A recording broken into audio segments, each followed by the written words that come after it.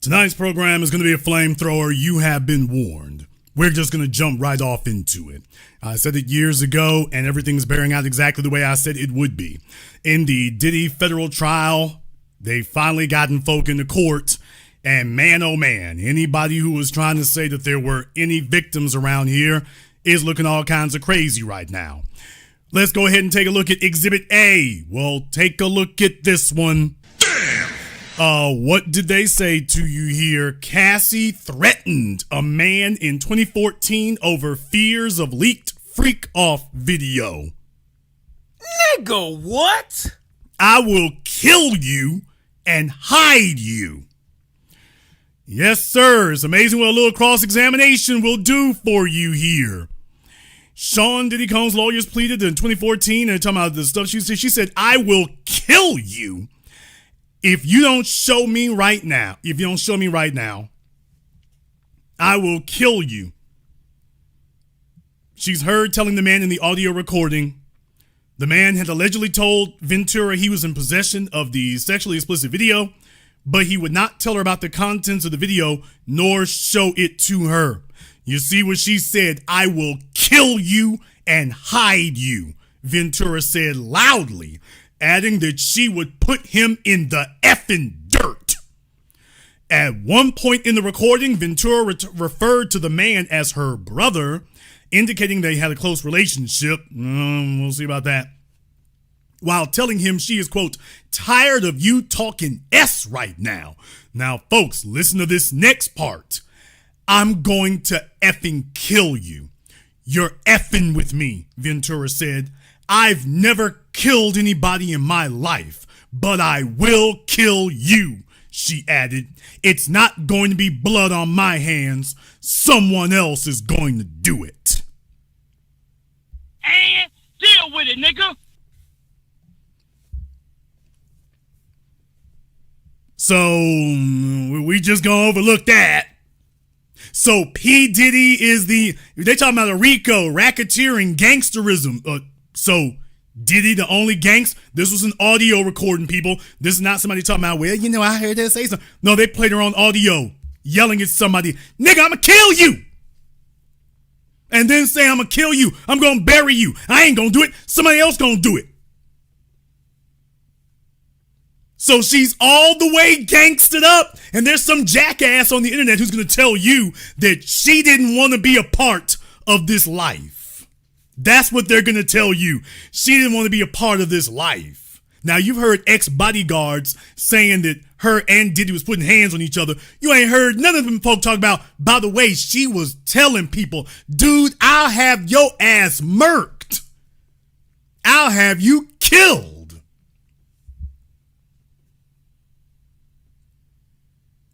So you still riding for her and it's all Diddy, right? Oh, she's a prisoner. She's held hostage. She don't want to be here. She's scared for her life. She's not like that. She was just sitting the whole time terrified. This was Diddy, but this isn't who she is. Oh, we're going to run through this a little bit quick here tonight, folks. We're going to run through this a little bit quick here. Let's go ahead and jump to the next part here. Oh, man. Cassie Ventura shockingly explicit texts come out in court showing her excited for sex with Diddy. I'm always ready to freak off. Damn.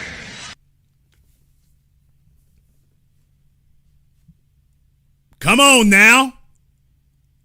A pregnant Cassie Ventura, can you imagine your mama is carrying you to court, having to go into all these details, and y'all have already heard on the other YouTube channels about how crazy things got and some of the stuff they were doing, which when you hear it now, it's like, yeah, that's what they were hoping that Diddy would want to keep under wraps. They were hoping for that was what they were looking for.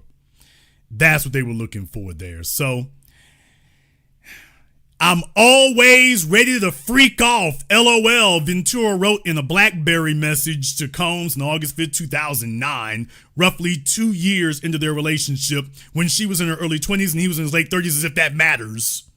The raunchy text formed the backbone of the cross-examination of Ventura, who spent the 2 previous past days recounting in harrowing detail The abuse she suffered, okay, this here ain't no abuse. The defense at Combs' federal sex trafficking trial appeared to zero in on the intimate texts in a bid to undercut Ventura's assertion that the mogul coerced her into the degrading freak-offs. She's literally texting him talking about, when we going? Let me set it up for you. Pop, pop, I really miss you. Jurors were shown one 2017 message where 2017, jurors were shown one 2017 message where Ventura told Combs, quote, I'm too excited about one of their upcoming freak-offs. She also messaged Combs that she forgot an iPad. Oh, man.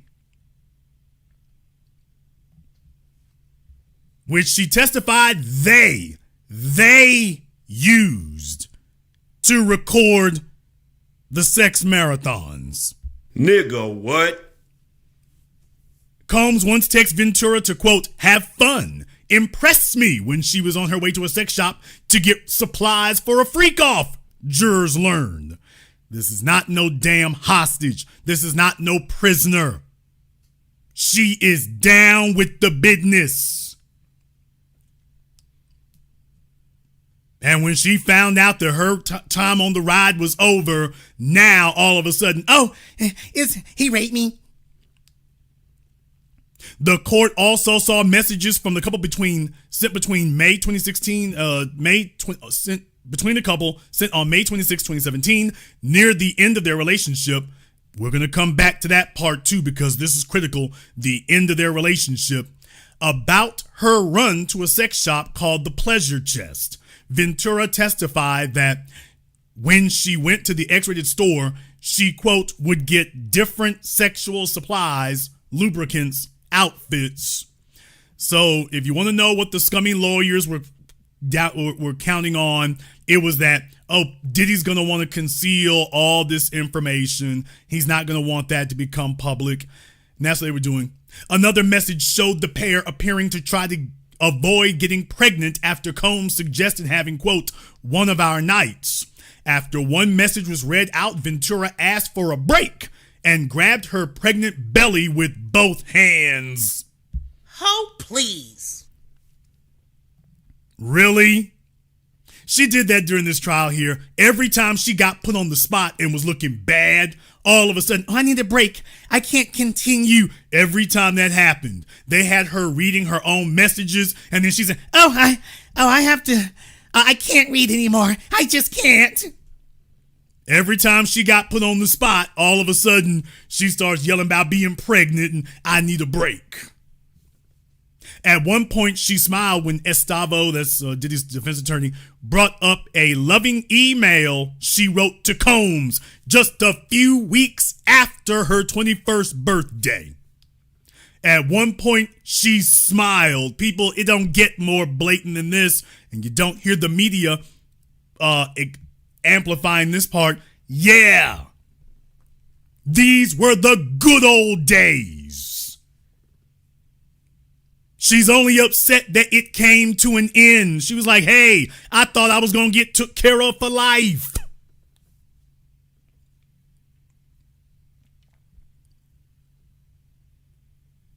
They're only upset because the ride is over.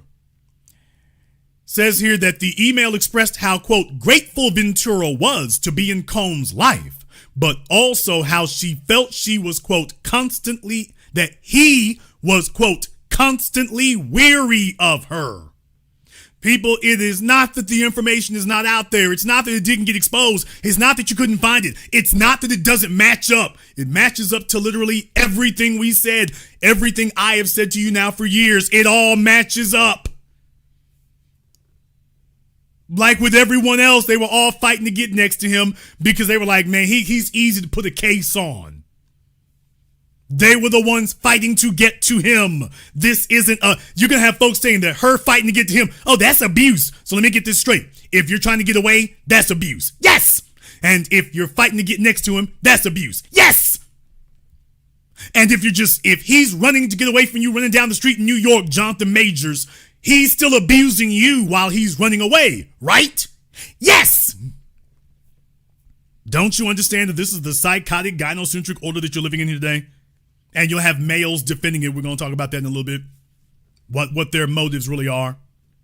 Ventura's husband and the father of her children, personal trainer Alex Fine, sat stoically in the courtroom gallery looking as she described when she fell in love with Combs. Damn! Man, is there anything more emasculating? Is it possible for something to be more emasculating?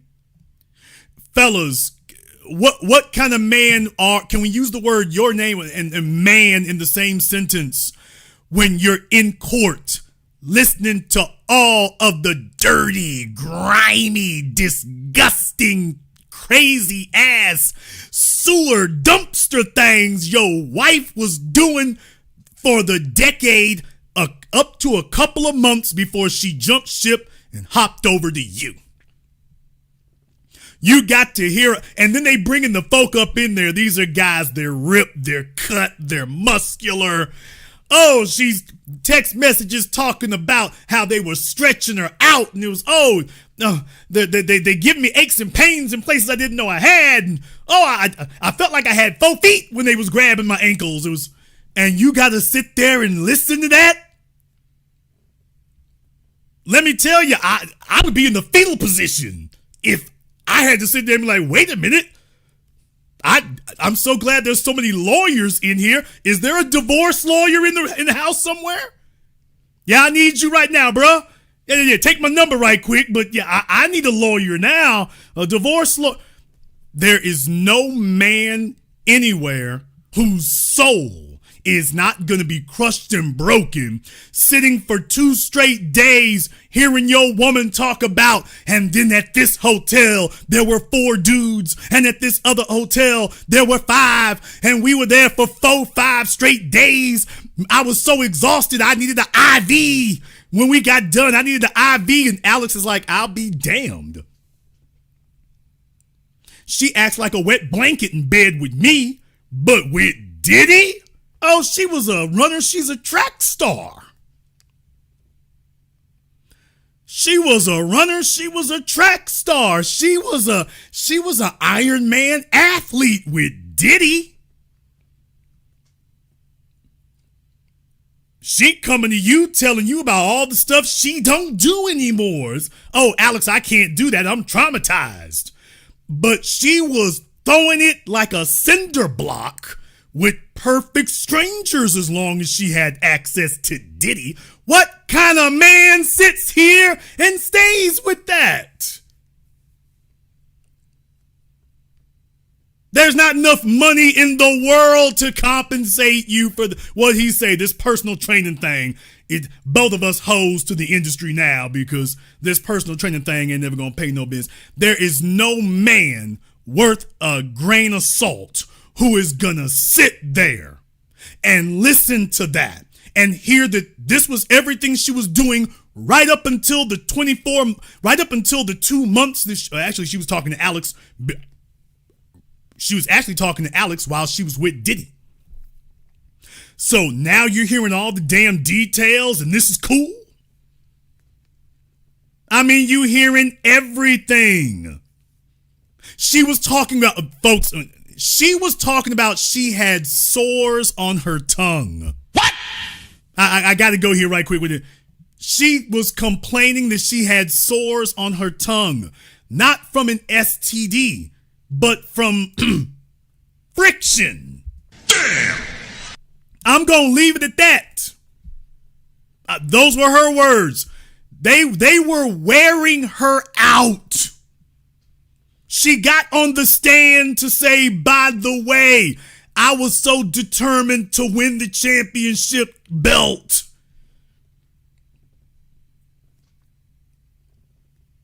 Yes, that's what she said. She's like, that was what was going down. No wonder she needed an IV and a few days to rest up. She was trying to hang with the best. And then here you come a decade later, you pick her up. Oh, let me hold your hand. You're a good woman there. This is what you married to. Let me say something right now. The divorce rate would be a hell of a lot higher if males had to actually disclose their female sexual history. What? The only reason that half these fellas, and I do mean half, the only reason that half of them are married today is because they're hoping that they never get put in this position where they got to actually read off the sexual rap sheet and see that body count and see what the hell your broad was doing before she ever met you. Fellas standing on her head. What? People sitting up here, 3-4 folks in a room. Let's not talk about the girl. Oh, please. Oh, yeah, by the way, if there's a bunch of dudes, there's also a couple of girls in there. And there's a bunch of guys right now. Jaden, you wrong. Not my woman. Yes, nigga, yo woman. You are just praying that the body count and the 4K footage never sees the light of day. That's all you're doing right now. All that crazy, silly talk you're doing, you're just hoping that her body count and the high definition footage never sees the light of day. That's what you're hoping for. So that you can continue pretending everything's all right. But you know it's there. Okay. That's Alex Fine, by the way. And then there were idiot-ass females online. This tells you how big and how wide slut culture is today. There's a bunch of females like, we need a man. We need more men like Alex. We need more cuck simps like that. Only a hoe would think that men want to be this. There are no men who want to be Alex Fine.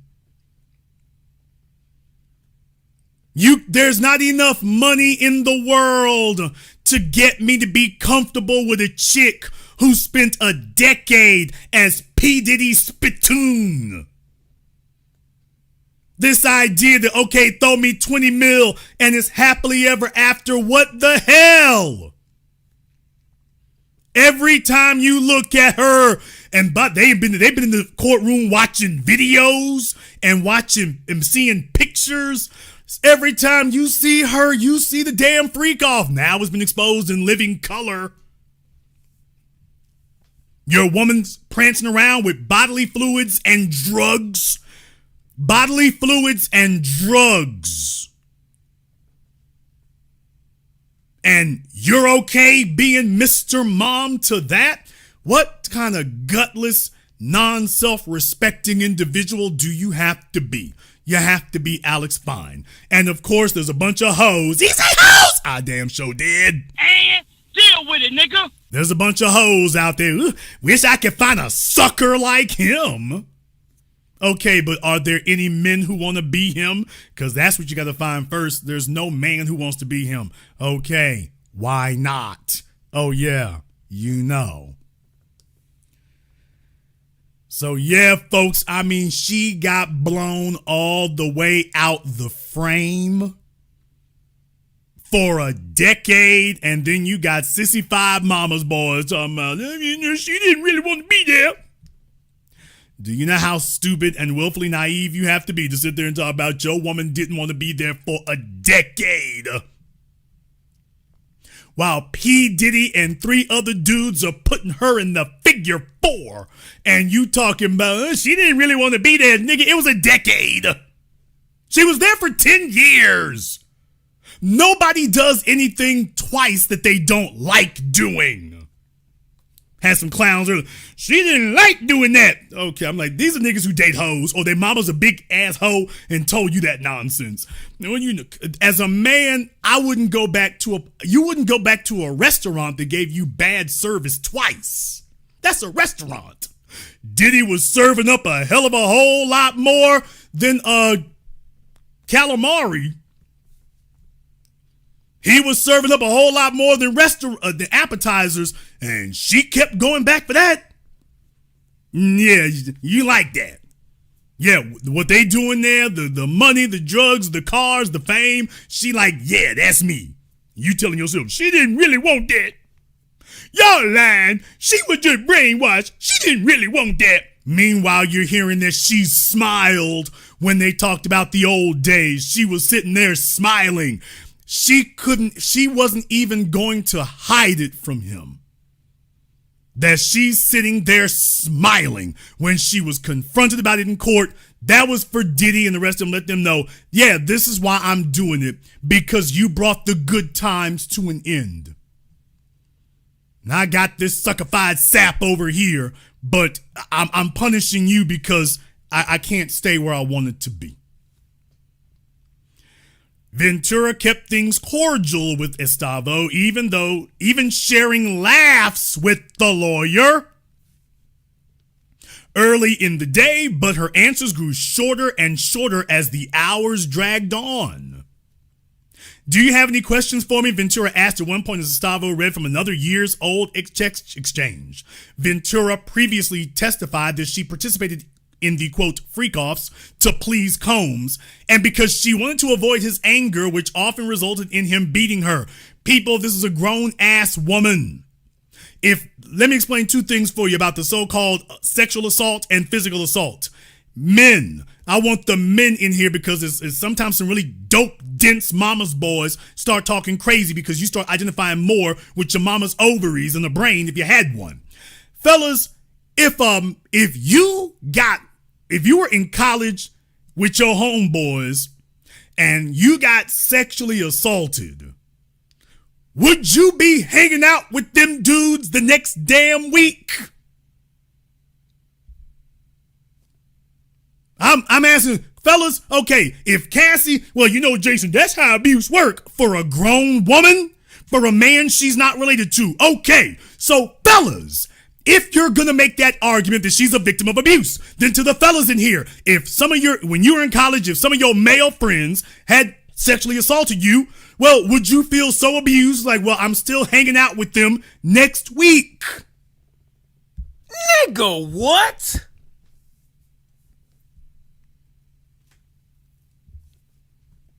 Ask him for a friend, because you've had clowns out here, males, by the way, talking about, well, she was abused, Jason, you understand, she was abused. Okay, well then, if she's gonna hang out with him after she feels she was sexually assaulted, then for all the males listening to me right now, well then, keep that energy. Okay, well, if it happened to you, then you can understand, because that would be your response. Right? Oh, please.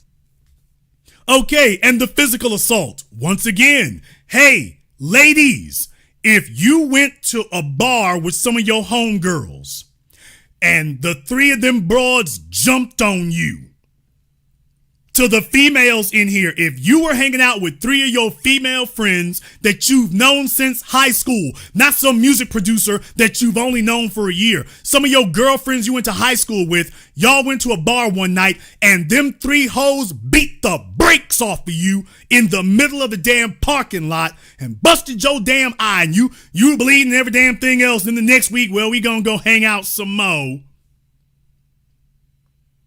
I want to know the females who say, well, Jason, sometimes it happens like that.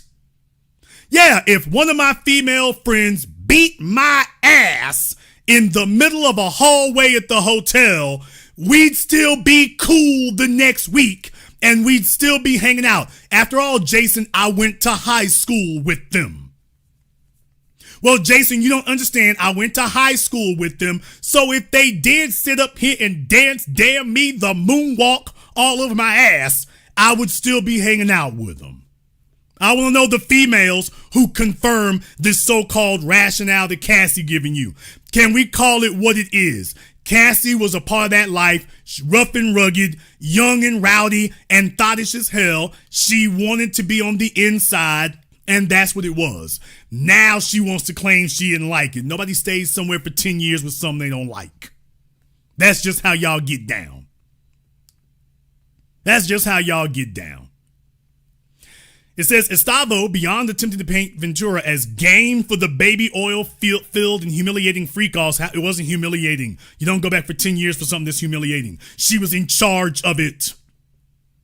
Talking about humiliating freak-offs coordinated by Combs. It was coordinated by her. She was coordinating it with him. So take a look at how the press sits up here and changes it. She literally admitted, yeah, I mean, I went looking for people. I scheduled it. I told him when we doing the next one. Also tried to cast her as toxically jealous of Diddy's harem of women and stuck in a cycle of dangerous, heavy drug use with him. It's not trying to cast it. She admitted to it. Folks, she admitted to it on the stand. Don't worry, we're going to come back to that. The testimony grew more tense when Estavo implied the 4-star Golden Door Resort in San Marcos that Ventura considered going to during 2017 was a drug treatment facility. Quote, it's not a rehab facility, but yeah, it's like a spa, Ventura said back. Yeah, I come to find out, yeah. Ventura testified that Combs and her called each other, quote, get high partners. Folks, she was a roadie and a groupie in the music business from Ryan Leslie and whoever before him on. That's it. That's always what it was. She admitted that once went to rehab in Sedona, Arizona. Oh man, where's my dude from Oklahoma? In 2017, but it didn't stick. After she left the rehab, she took part in another freak-off with Combs, she said. Quote, part of the reason you wanted to participate in the freak-offs was to have your time with him. It was a special time with him you cherished, Estavo said. Yes, Ventura replied. Damn! Where you at, Alex? Where are the damn sissified satin and lace wearing mama's boys who were trying to argue with me? She literally sat there and said, you enjoyed it. Yep. This was your special time with him that you cherished. Yep. So did. I want to know what man is still sitting in the damn courtroom talking about, I love you, baby. Stay strong on that stand. I look past all that. I look past all of that, baby. You is my princess and my shining star. I want to know which one of you fellas, that's your reaction. I'm going to open up the Zoom in a little bit here. And I want to know who this is your reaction. Hearing your woman talk about she cherished the freak off. Because she wanted to spend time with Diddy. I cherished it. Okay, well, really? We just going to sit there and do that? We gonna sit there and do that? Really? Really? We gonna do that? Folks, all right. All right. You sitting there listening to your wife sit up here and tell you that she cherished the freak off and then also telling you, but I'm a victim? Baby, you can't cherish being a victim. What kind of dirty ass belly crawling worm do you gotta be? Yes, Ventura replied, repeating the one word answer when Estavo then asked, it was a time to connect with him? Yes! Ventura previously said she developed an on-again, off-again opioid addiction, relying on the pills to help her feel numb after taking part in the freak-offs. Get the hell out of here. Get the hell out of here, because as you all know, when I read over the lawsuit, she did not say that she got introduced to hard drugs through Diddy. Remember, go back and go watch my program from a couple years ago. I said it then. I showed y'all the proof in that lawsuit. I showed it was a lie. She did not say that Diddy introduced her to hard drugs. She said that he supplied her with hard drugs, but she didn't say that he introduced her. She had been using, like everybody else in the damn industry. Then they're hoping that you're naive enough and silly enough that you don't recognize, wait a minute, So Diddy got you on drugs. No, she was already using. He was just the new source. She was already using. One text from 2009 appeared to show Ventura starting to push back against the sessions and her fear that Combs was using her for sex. Quote, when we used to freak off, when we were so in love, there were no questions asked. It felt right. Like it literally made sense for the next step in our sex life together. I got nervous that I'm just becoming the girlfriend that you get your fantasies off with, and that's it, Ventura wrote. Folks, that was 2009. 2009. She didn't break up with him until 2017. Victim where? What the hell is your definition of a victim? In that case, all of us qualify. She's letting you know. In 2009, she already saw the game. She was fighting to improve her position. And she saw then, baby, it is what it is. You are just first mate on this ship. That's it.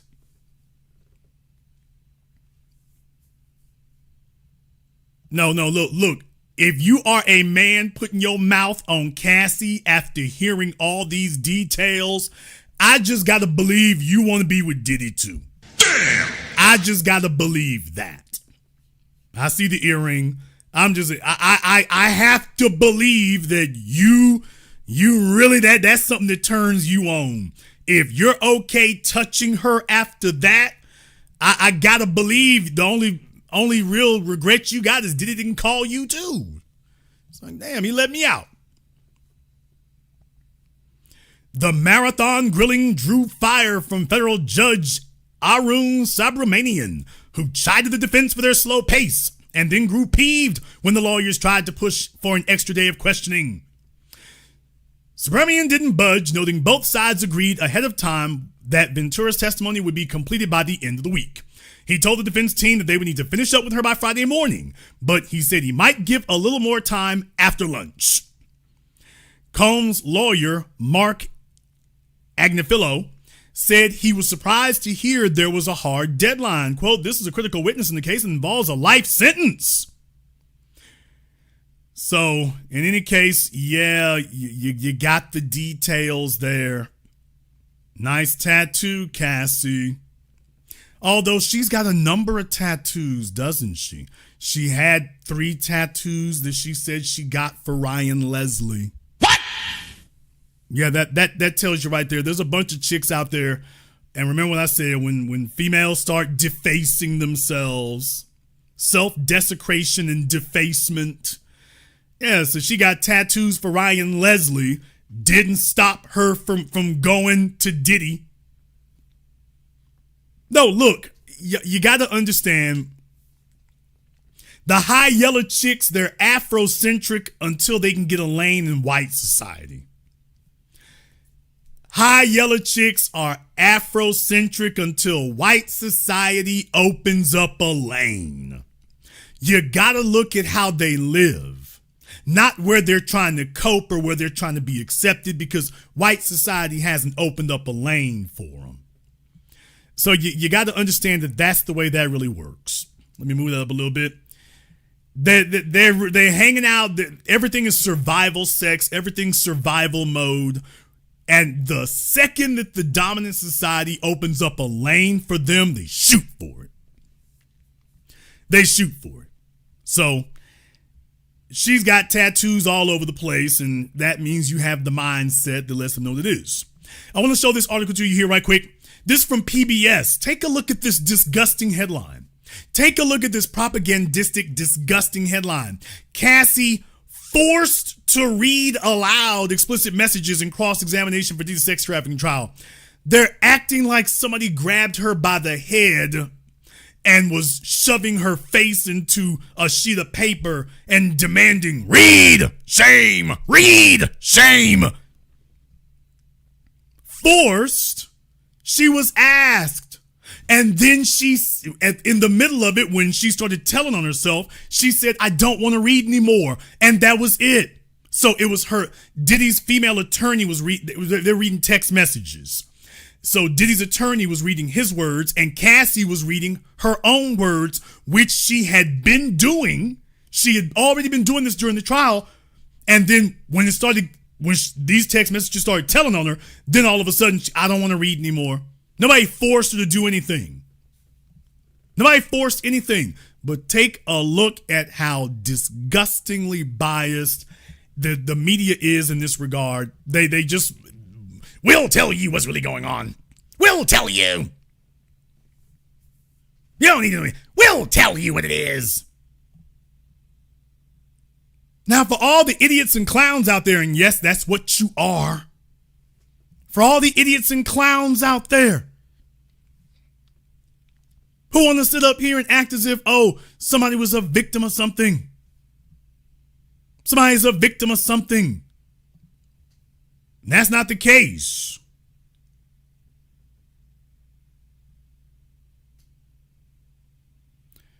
Want to go in this a little bit further. By the way, your other YouTubers do not do what I do. I do not curb language here. I don't talk about grape and SA. Get the hell out of here.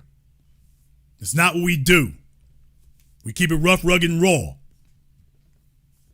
Defense digs into Ventura and Combs' 2018 breakup rape allegation.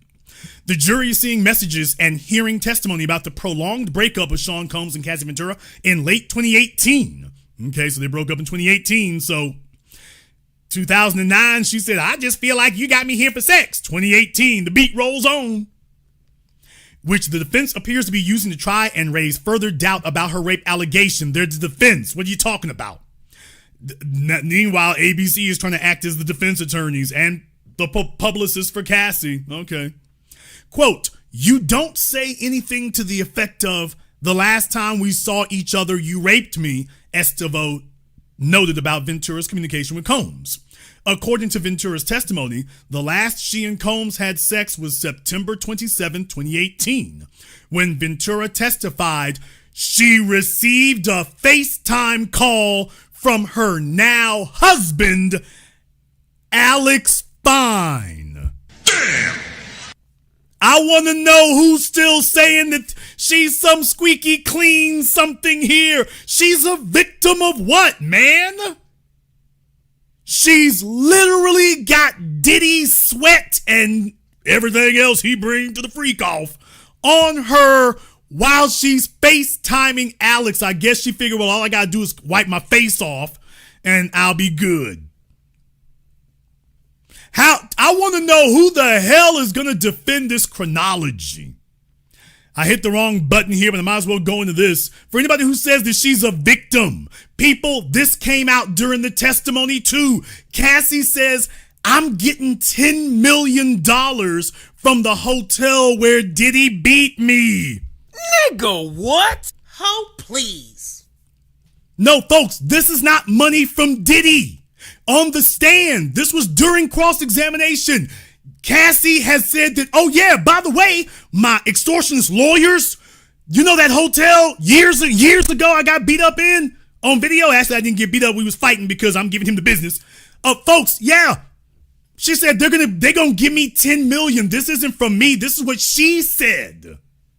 She said that her lawyers have also sued the hotel and they're gonna get 10 milli. At this point, y'all, she just flexing. Brothers and sisters from around the world, can you imagine if you got into a fight with an employee at the Hilton, an employee at the IHG, and if you got into a fight with one of their employees, they wouldn't pay you $10 million.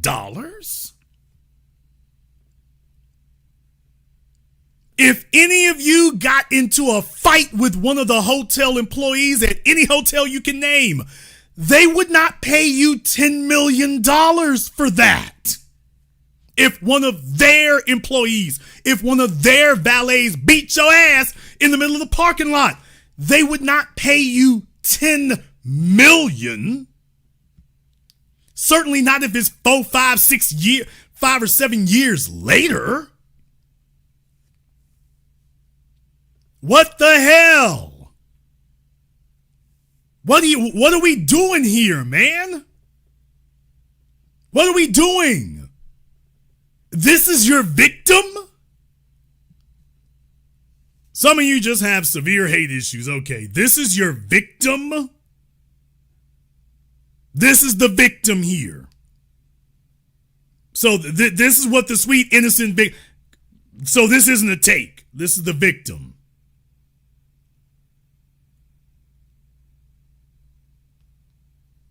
Okay. Yeah, you thought this just stopped it. Well, Jason, see, she was a victim. Okay, and then you find out she gets on the stand. Oh yeah, while I'm here in federal court here, Diddy gonna give me 20, and the hotel gonna give me another 10. But this is your victim, right? This is your victim. Okay. Oh, look, the victim is back. Ventura testified that she received a FaceTime call from her now husband, Alex Fine. Did you answer that call? Defense attorney Estalvo asked. No, Ventura responded. Quote, was it in the middle of sexual intercourse that you received this call? Damn! We were together. I don't know, Ventura responded.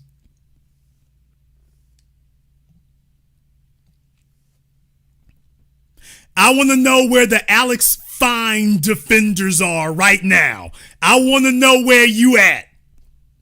I need to know where anybody caping for Alex Fine is right now. I want to know all the men sucking up to the petty hoes in comment sections talking about we need more men like this. I want to know where all the fellas are who agree with the hoes who said we need more men like Alex Fine who'll stand by a woman like this. He's calling her on FaceTime, which means those two were already talking, which means that she was seeing him behind Diddy's back. They were already talking. And she was like, oh, I can't talk to you right now, Alex. Me and Diddy, the freak off is in full swing. Can't take no time to talk to you right now, buddy. Me and Diddy getting some things took care of. You got to wait, Alex, like a good little cuck. You got to wait. But it goes on. Your husband learned about your evening with Mr. Combs, right? Estalvo asked.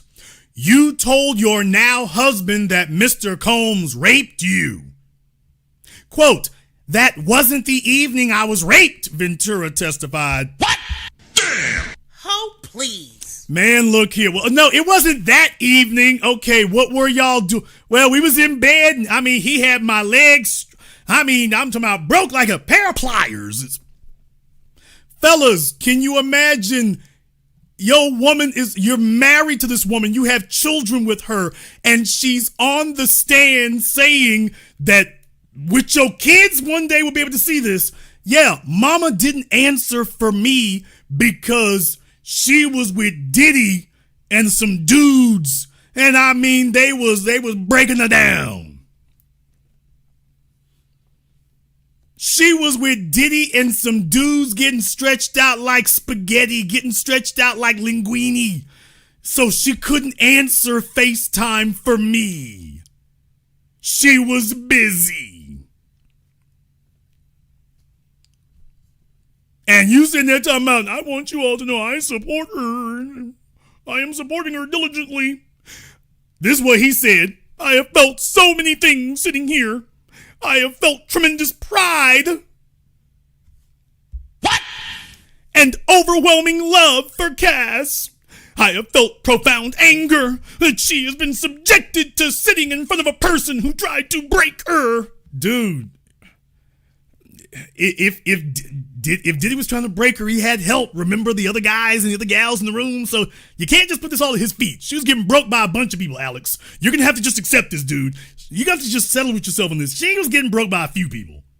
You're blaming the wrong person, Alex. You're blaming the wrong one. So to him and all those who helped him along the way, please know this: you did not break her spirit, not her smile that lights up every room. You did not break the souls of a mother who gives the best hugs and plays the silliest games with our little girls. You did not break the woman who has made me a better man. What the hell is his definition of a better man? So we need more men like him? Cassie saved Cassie. Okay, dude, you're bloating her ego. She alone broke free from abuse, coercion, violence, and threats. She did the work of fighting the demons that only a demon himself could have done to her. I want to know who all the men are overlooking hideous sexual histories.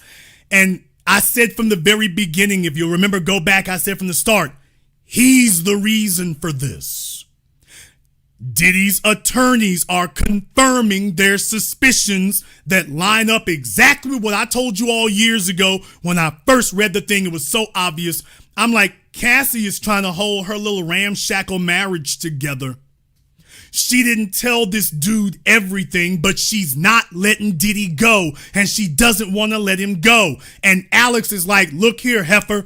He's telling himself that if he makes her do this, makes her prosecute Diddy, that finally she'll be forced to let Diddy go. That's what Alex is telling himself. I said it years ago, folks.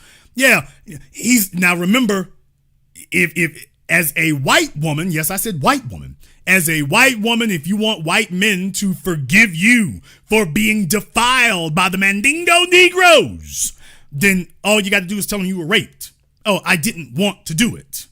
They made me do it, but I didn't want to. And for a lot of these fellas who are looking for an excuse because he understands he's weak and it's just his turn and he's too weak to say no. Well, if you tell him you didn't want to do it, it was against your will, okay, he'll let the matter go.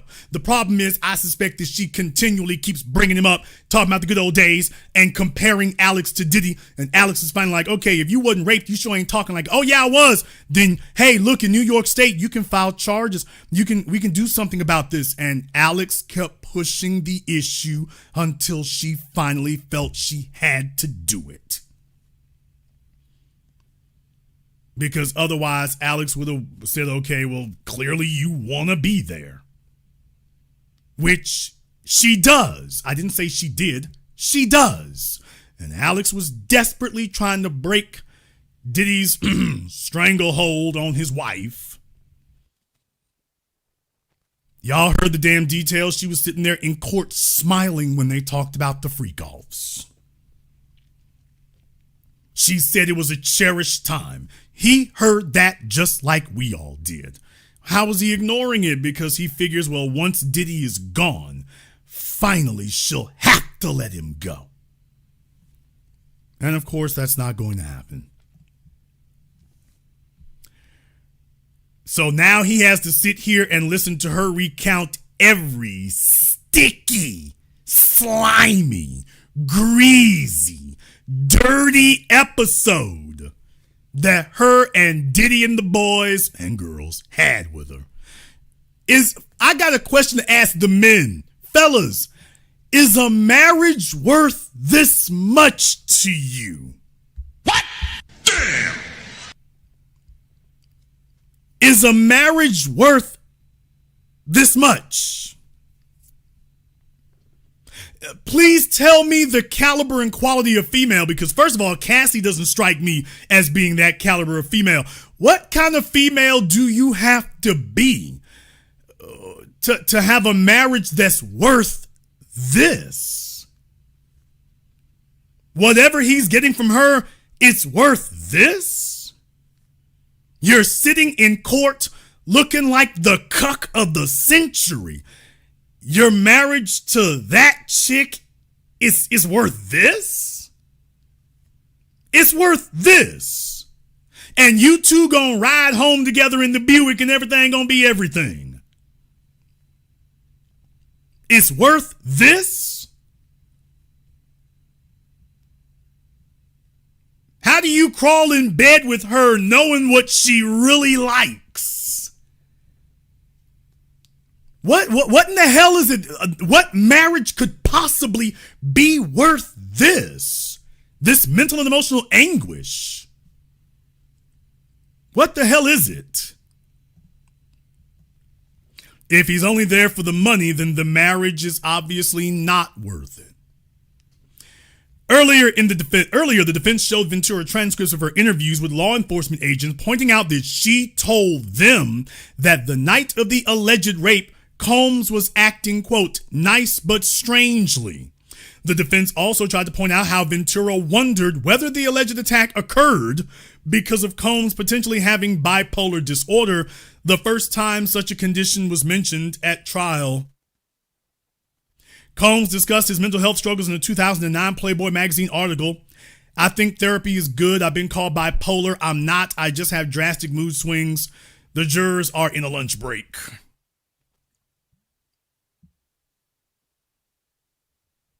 Boy, when I open up this Zoom, I'm going to need somebody to tell me exactly what a woman has to be, what she has to do to make being married to her worth this. Now, for the last of the deadbeat simps and clowns out there who are just hanging on, hoping against hope.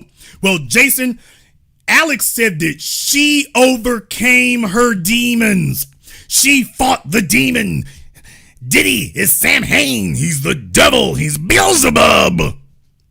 And that Cassie overcame him. Oh, really?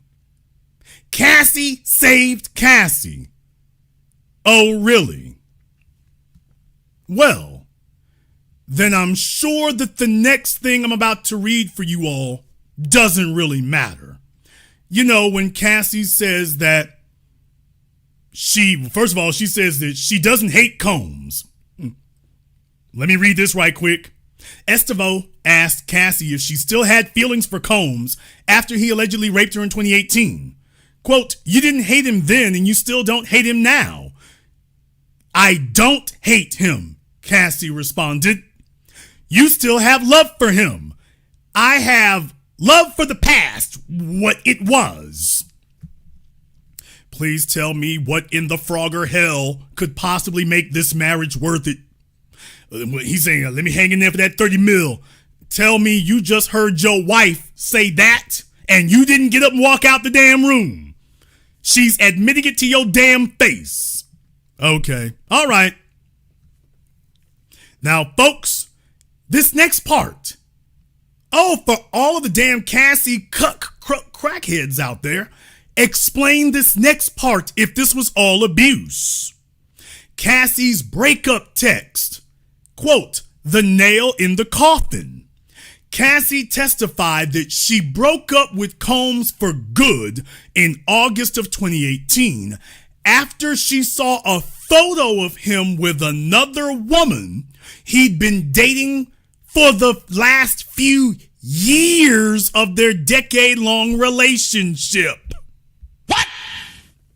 Quote, I just don't trust anymore. That last shot put the nail in the coffin, Cassie texts. Combs, referring to the photo that she texts Combs, referring to a photo of Combs with a woman identified in court as Gina. Quote, I promised myself I wouldn't be with you anymore if you did that to me again. What? Damn! Auntie, chill. Oh, please. I promised myself I wouldn't be with you anymore if you did that to me again. Cassie wrote, telling Combs, quote, you lied to me and she never went away. Of course she never went away. This is Diddy. You're part of the roster. You're part of the rotation. And you knew this. You thought after 10 years you had knocked off the competition. Baby, you can't compete with them. He's on to the next young little thing. Soon after, Cassie said she started dating. She said the last time that her and Diddy had sex was September 27th, 2018. But she said that they broke up for good in August of 2018. What? Oh, folks, I didn't bring receipts. I brought invoices. I'm not telling you what you paid. I'm telling you what you owe. Oh, you thought that got past me? No, it didn't. It's what I told you all the whole time. She was still laying up with Diddy while she was dating Alex. It said soon after she started dating Alex Fine. Okay, she broke up with him in August 2018. I'm telling y'all that she was having sex with Alex and Diddy at the same time. The dates overlap. And unfortunately, that's not what's on trial, but the dates overlap. Hell yeah, she was still frequenting the freak-offs after they supposedly broke up. She was still freaking off while she was talking to Alex Fine. While she was dating him, the freak-off was still running. Okay, but one more thing, folks. Listen to what the final nail in the coffin was. Don't miss this. The final nail in the coffin wasn't the incident at the hotel. This was years this was before that. This wasn't the final nail in the coffin. None of that was. The final nail in the coffin was when Diddy made it clear, you're not the only one. I'm still talking to old girl and a bunch of others, and this what it's gonna be. Oh, she was upset that Diddy wasn't gonna give her the upgrade of exclusivity that she had been holding out for a decade.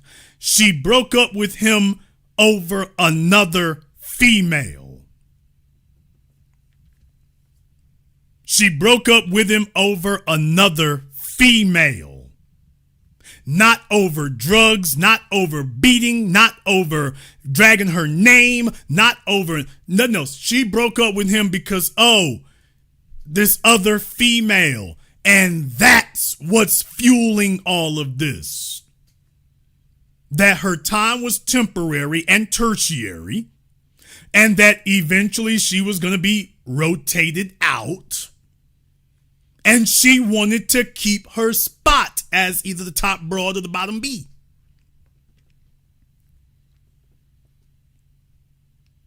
So yeah, she got upset because Diddy had options. And she realized you are not his top option. That's what all of this is about. This is about revenge. Plain and simple. She's been sitting married to the king of cucks. She can't stand it anymore. And she feels like Diddy owed her. And the more years that go by, the more people chirp in her ear. And eventually a bunch of haters and clowns said, you know what? You should go take him for everything you can get. This is about revenge. For a man who didn't want her. She saw that light in his eyes when he saw her when she was 19 and 20 years old. By the time she hits 29 and 30, that light is gone, baby. The freak-off's done pounded it out of you. He ain't trying to have that. He's moving on to the next one. And she's mad. She's mad. She's angry. She's furious. And she's like, let me just use the system. Okay, I'll go lie to them. But that's okay because they want to get you. I'm just the one giving them the excuse to do it. But they want to get you. This is about revenge on a man with power, wealth, and options. And you thought you were gonna get to stay. Now, there's a reason why I'm saying this the way it is right now, because understand something, as men, we don't get to do this. Damn! As men, we don't get to do this. It doesn't matter how bad the broad is. It doesn't matter how good she looks. It doesn't matter what she does. You don't get to say, well, I'm angry and let me go. I should get to keep having whatever the good things are I'm getting from you. I should get to just keep getting that. As men, you are told it doesn't matter what it costs you. It doesn't matter what you lose. You can lose your car, your house, your pension, half your income, half your assets. You just got to take that L, and that doesn't matter. As a man, you don't get to come back 5 and 6 years later and say, you know what? I feel differently about our relationship 5 years later. I feel differently now. I feel what you did was criminal. You were emotionally abusing me and financially abusing me. I only gave you that money because you had a bad temper and I was scared you would leave. So I was intimidated and scared and coerced. And that's why I kept saying married to you and kept giving you money and kept paying for things because I was afraid of what you do. Men don't get to say that. We don't get to say we were emotionally coerced, financially abused, emotionally abused. We don't get to say that. They would just throw your case out without even reading it. It's like, well, man, you don't gonna tough it up. You don't get to come back and say what you're owed or what you should still get to have some of that yum yum because, well, you know, it's rough out here.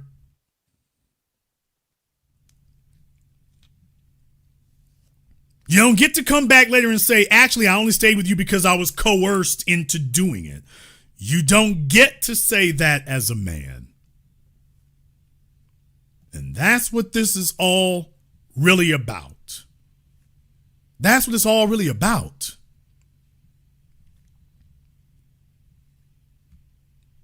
But it doesn't stop there. No, it doesn't stop there because there's some other folks out there who are going to learn the hard damn way. DDG. Damn. Oh, y'all remember I did this program about him, I think last year. I did it about DDG. I said what it was. Did I call it or did I call it? This little sapsucker was sitting up here talking about, y'all don't be talking bad about Halle. Y'all need to ease up. All y'all folks out there talking bad about her, y'all need to stop that. Don't be talking bad about her. Don't do that. Remember? Little old sorry weak sapsuckers who don't have a father in their lives, they talk this garbage. Hey, bruh, how'd that turn out for you? How did taking it easy on her and sparing her name and sparing her reputation, how'd that work out for you, dude? How'd that work out? All the females that he was kissing up to and sucking up to, now they're all coming back and saying, yeah, nigga, we knew you was no good. All those chicks that he thought he was soft shoeing it with and easing up to, they're all coming back online now telling him, by the way, we always knew you were a bastard. We always knew that. Yeah, all them chicks he sucked up to, he was kissing their asses and now they're like, yeah, you can keep kissing it. Yeah. Now, of course, this was part of a strategy because here's the thing. I said it then, I will repeat it again now. DDG, he's one of these little fellas who, you know, when they're raised, these mama's boys who were raised to be little cute niggas when they're young, and that's all their mothers ever taught them was to be a little cute nigga, and that your whole value is wrapped up in if females get a charge out of seeing you. So he's basically based all of his self-worth on how many females he has around him. Well, the issue is, though, that he got with Halle Bailey because men are competitive. Kanye West did not want Kim Kardashian because she was so great. He wanted Kim because he was competing. There were a bunch of men seemingly competing for her, and he wanted to prove that he could win. And he did. She understood that's what he was doing, and her mama coached her through it and said, okay, make him bid that price all the way up to marriage, and he wins. And that's what he did. DDG did the same thing. Of all the hoes, I did say hoes. And deal with it, nigga. Of all the hoes, the young hoes who are available, Halle was out there. She had the biggest name. She's not as pretty as the other chicks he got access to, but she had more of a name and mobbed up with Disney and whatnot. Even though Beyonce is very clearly stepped out of the picture with the Bailey sisters. But anyway, so he's sitting up here and she wants to compete to prove that she can land DDG and she can be better than the other females. And he wants to prove that he can bag Halle Bailey. And of course, he doesn't want another man. Now, here's your problem, DDG, and I got to keep it 100 with you, fella. I'm not going to shade it a nickel. I'm going to call it straight down the middle. He got her pregnant because he was trying to handcuff her. He figured if I'm going to plant this flag, ain't nobody else going to do it. We going to take them draws off the market permanently. So let me go ahead and plug her with this baby. And so anybody else coming up behind her going to have to, if they do take her, they're going to have to do the Russell Wilson. But I got my chip on that. I'm putting my chip on that from here on in. And so he was going back over there, still sleeping with her and using the baby as a bargaining chip. You know how baby daddies be doing. Y'all know how baby daddies do. The let me see the baby is the excuse for let me see you. Don't you be bringing no niggas around my kid. Don't be bringing no niggas around my kid now. So he doesn't want to marry her. He just wants to possess her and prove that I could get Halle Bailey, and then he's on to the next one. But he don't want anybody else gripping them butt cheeks. He saw that. What was that TV show? Was it her sister who was bunked over with old boy behind her, giving her the business? Damn. So anybody who's seen that scene is like, oh, okay, I see what the fascination was. I see it. Oh, y'all twins? Okay, well, okay, I see what the assassination was. Okay, Swarm, yeah. That TV show Swarm, yeah, the show was awful. The show is only known for getting one of the Bailey sisters naked. That's the only thing the show is known for. It's literally not known for anything else.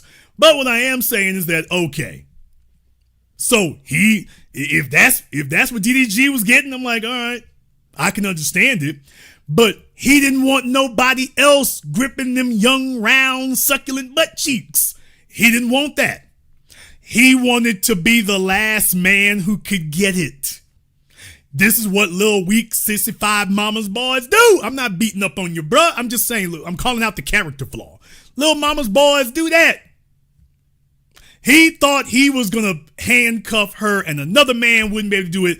And she would just have to sit around and wait for him to come moseying through when he gets laid up with some real fly chicks, but she'll still be there. So she's his status symbol because he never made as many headlines with anybody else as he did with her. So she took his level of shine to a whole new level.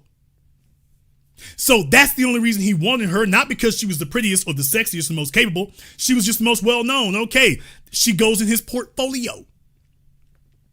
But he did not want to release that iron claw on them butt cheeks. He was like, no, this belonged to me. This belongs to me. And let's be clear. Y'all know how females are. If you have a baby with a female, you know she gonna tell you this belonged to you. That's what they tell you little idiots out there, young and old, because there's a bunch of old dumb niggas falling for that too. What? But the females, if they have a baby, she swears to you that her womb belongs to you till the end of time, because now she thinks she's got a bargaining chip. So fellas, fall for it because you want to believe it. You want to believe it. Okay, well, DDG thought that he was going to have his cake and eat it too. He wants to sit up here and be with these other females. Him and Halle are still sleeping together, going back and forth. Now she gets salty. Now she gets angry. DDG is never giving her the exclusivity that she wants. She's got a baby, but she doesn't have the dude. So now she's like, man, this nigga played me. Well, guess what? The two of us can do this. And then she starts using the kid to pick at him. But that's not what really got him. Don't you all be deceived. Because then she's starting to let out text messages that show what it really kind of is. Yeah, DDG didn't like the fact that it seemed like she might be able, is there another dude over there somewhere? Hey, girl, you ain't got another dude over there, do you? You sleeping by yourself, ain't you? Hey, ain't another nigga over there gripping them thighs, is it? And that's what it was. So he did the damn baby daddy crash out thing. Now he's at her house at 2 a.m. Hey, I came to see my son. Nigga, it's 2:30 in the morning. Yeah, want to see him for a hell out here a little bit. Hey. This nigga peeping in windows at 2 a.m. talking about he wants to see his son. No.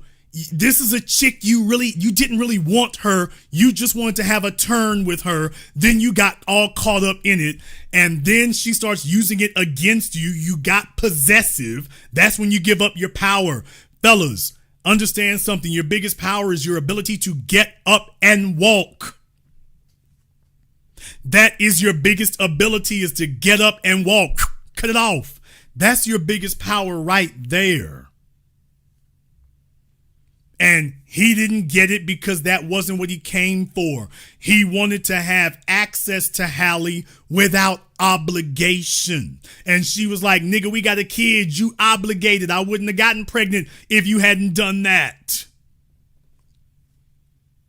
So now he's angry. And he was upset. And she's using the kid against him. And he wants to see the kid, but he wants the kid and her. And y'all know some niggas, if I'm not okay with the kid, if you and me ain't okay, then we ain't okay about the kid neither. We can't have a civil coordination with the child if you and me ain't cool. And for him, cool is sexual access. So when it became clear that she wasn't going to give him that on his terms, then he starts spazzing and he's getting upset. And he goes to the internet talking about, they won't let me see my kid. Y'all remember I got on this ass about that then. Bro, you look weak as hell. You don't go around doing that. That's what you got a lawyer for. Or at least you're supposed to have one. No, you're trying to get her to open up a door. So what did she do? She took the Cardi B route. She took the Cassie route. She grabbed another horse. Now, let me be clear. I don't want to, no disrespect to Brent Fires. No disrespect at all. I love $1 Million Baby. Damn! That's the song right there. That is the song. Whether Brent can do it again, we'll see. So far he hasn't, but if he did it once, he might be able to do it again. We will see if he does. If he's able to crank out bangers or if it was a one smash hit wonder, we'll see. It wouldn't be the first time in the music industry somebody came and faded. We'll see. I hope the best for him. Great song, fantastic song. But let's be real. I mean, Brent ain't there yet. He's not there yet. So, but he is somebody who is relevant in the current zeitgeist. He's somebody who's relevant. So she went for the best she could get. This was the most relevant, well-known guy that she could get access to. That's it. That was it. Simple as that. That's what she was going for. She wanted to get that kind of shine. Well, Brent can't really do that. He can't really do it. But like I say, that's just one of those things right there where, you know, hey, baby, this is what you can get for it. This is what you can get. This is what you can get.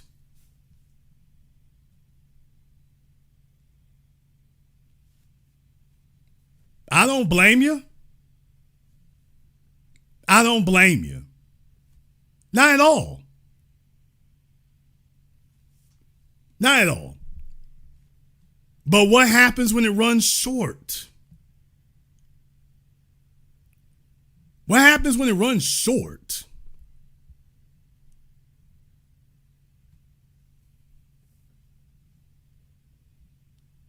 So now Halle is out there trying to get things together. She's trying to get things together for it, and you start seeing them show up places. You start seeing them show up places. You start seeing them be places and do things. It's like, okay, all right. Okay.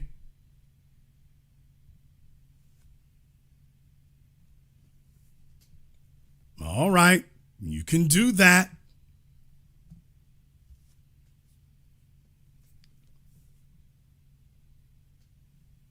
Well, first, she says, well, you know what? Let's go ahead and ruin the rep. Oh, he was hitting on me. Then she says, oh, that was just the first salvo. Number 2. Now she's gone to court and said, since I have a restraining order,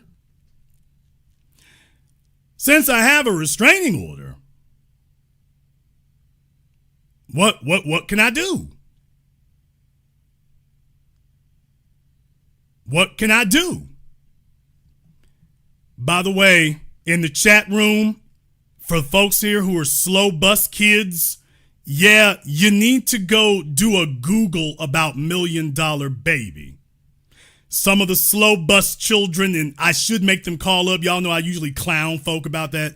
Some of the slow bus kids, yeah, this is the reason you're sitting out there with the blunt in your hands in your mama's basement. There's a reason you're on that side and I'm over here. No, Halle chose him for a reason. Yes, I said what I said about $1 Million Baby. If you can't be bothered to understand, that's your fault. It's not mine. It really, really isn't. So for the slow bus kid, Tommy Richmond. Yes, I know who Tommy Richmond is. How the hell can you hear the song without coming across Tommy's name? What they got to do with Brent? Oh, you don't know anything. Oh, you're just a fool. You don't know anything. Okay. All right, you're just a dummy. Okay. Halle is like, hey, if Brent could do that once, he up and coming. If Brent can do it once, he up and coming. Well, Halle is sitting up here acting a fool, and then she gets a restraining order, temporary restraining order, and she immediately goes to court. What does that tell you? That tells you that she knew what she was gonna do when she started doing it. That she's doing this to humiliate him, to take his advertising deals, any partnerships, co-ops he got. She is here to go after that. She's going for the damn jugular. She's like, hey, bruh, if you think you can trade me in for another chick, let's see how much they stand by you after I smear your name. So I'm going to claim that you hit me, and then I'm going to get a restraining order, and then I'm immediately going to tell the judge, hey, you need to give me custody because he's under a restraining order. Well, you're the one who put the restraining order. Yeah, but give me sole custody until we get this figured out. And the judge is like, okay. Now, remember, she said that she told them that she doesn't want DDG to be able to leave Los Angeles with the kid while she's talking about going overseas with him. What? Talking about going overseas. And why? Because she tried to pull rank and she found out you're just the baby mama. You don't really have any entitlement to anything. He's got a bunch of other goofy little broads. Most of them look better than you. You're too easy to replace. So when she realized that public sentiment was not with her, when she realized that the last thing she did to try to dirty up his name when she broke up with him, that didn't work. She got together with some lawyers, I'm sure, and said, what can I do? And they told her, okay, you can do this. accuse him of something, get a restraining order, and that'll get you custody of the kid, and then we'll make life very difficult, and away we go.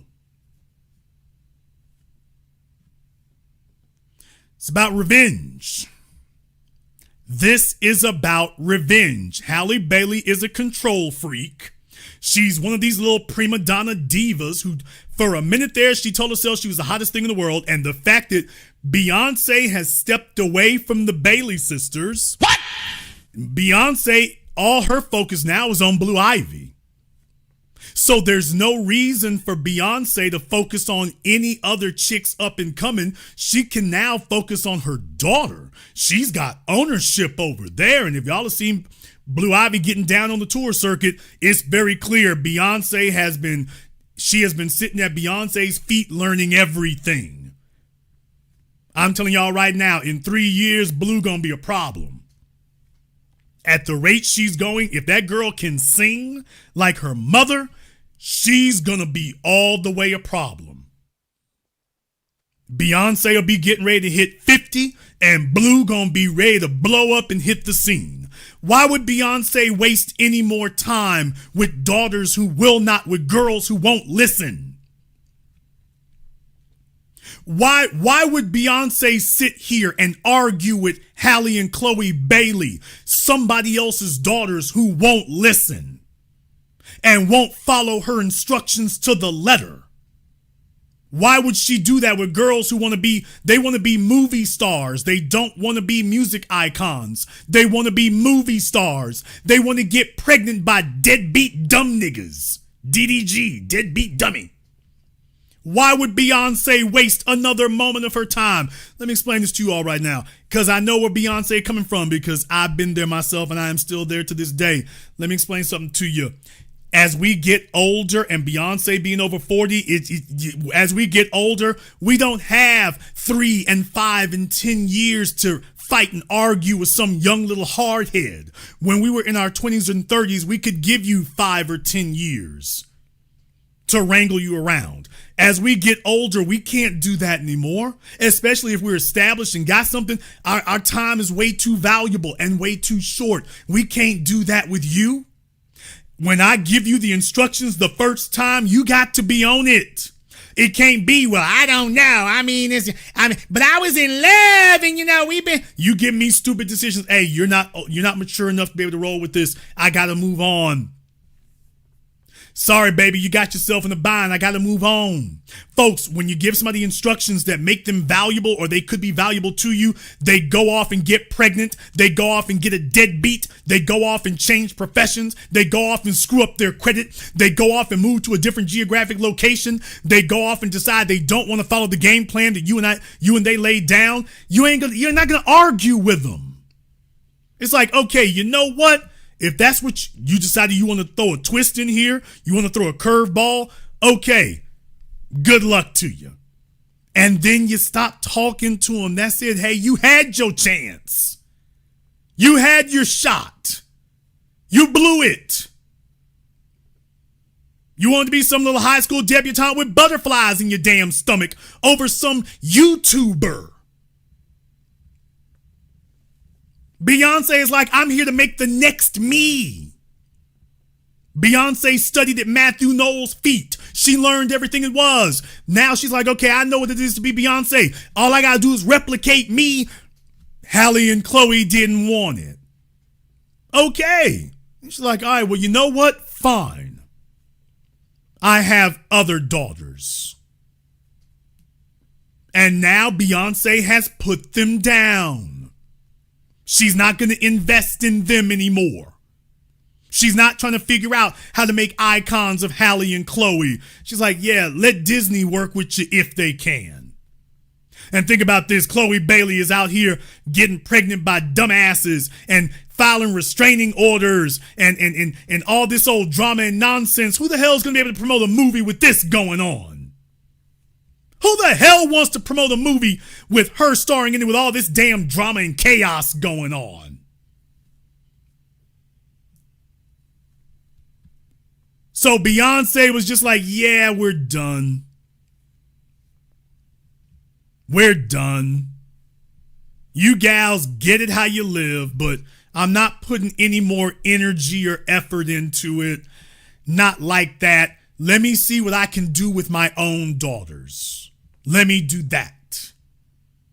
And you know what? Halle and Chloe know this. What? Oh yeah, one more thing. You know they know it, right? You know that they know that they're not mobbing with Beyonce and the crew like they used to. You know that they know that, right? So they're scrambling to find another security blanket to get up under. And they're finding out that it's not that easy. So she's supposed to be running around with somebody who's built in Hollywood. She's supposed to be looking for the next Michael B. Jordan. And she's supposed to be like Lori Harvey holding out for the next Michael B. Jordan. But she's not. You want somebody to be the damn stepdaddy to damn me, DDG. A YouTube teeny bopper. What serious built man with a 30, 40-year runway is looking to be DDG's second? Who is?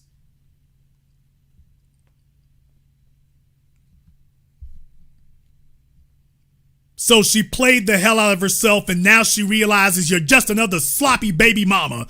Now she's angry and she's like, okay, DDG, you think you're slick? If I'm going down, we're going down together. If I'm gonna lose out, we're both gonna lose out. If I'm gonna be struggling and scraping, we both gonna do it.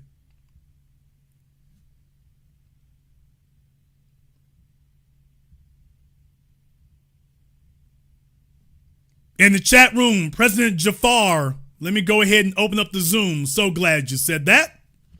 So glad you said that. As a matter of fact, I might have some of the $1 million baby commenters call in just so I can go ahead and make it fun for myself.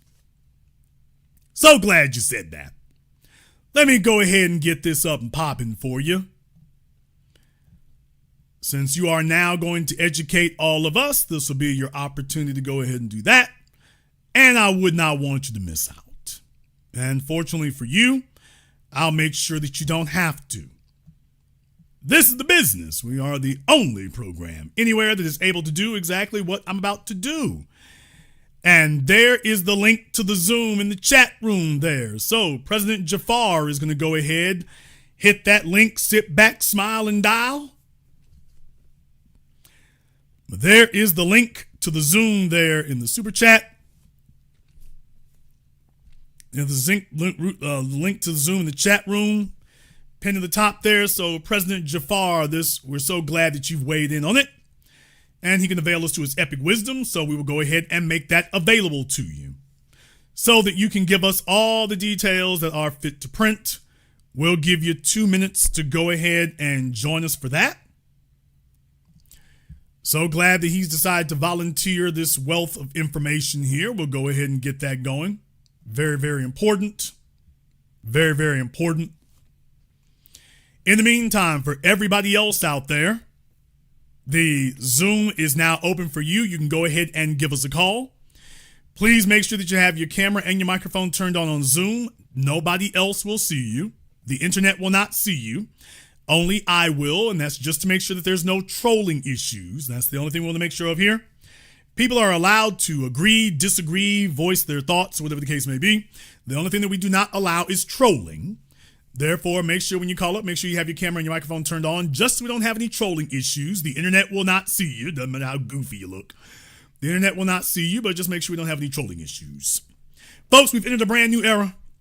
We've entered a brand new era. We've entered a brand new day. It is dangerous out here. It is dangerous. It is ruthless, and it is only getting more so. And do not tell yourselves that revenge is going to die anytime quickly.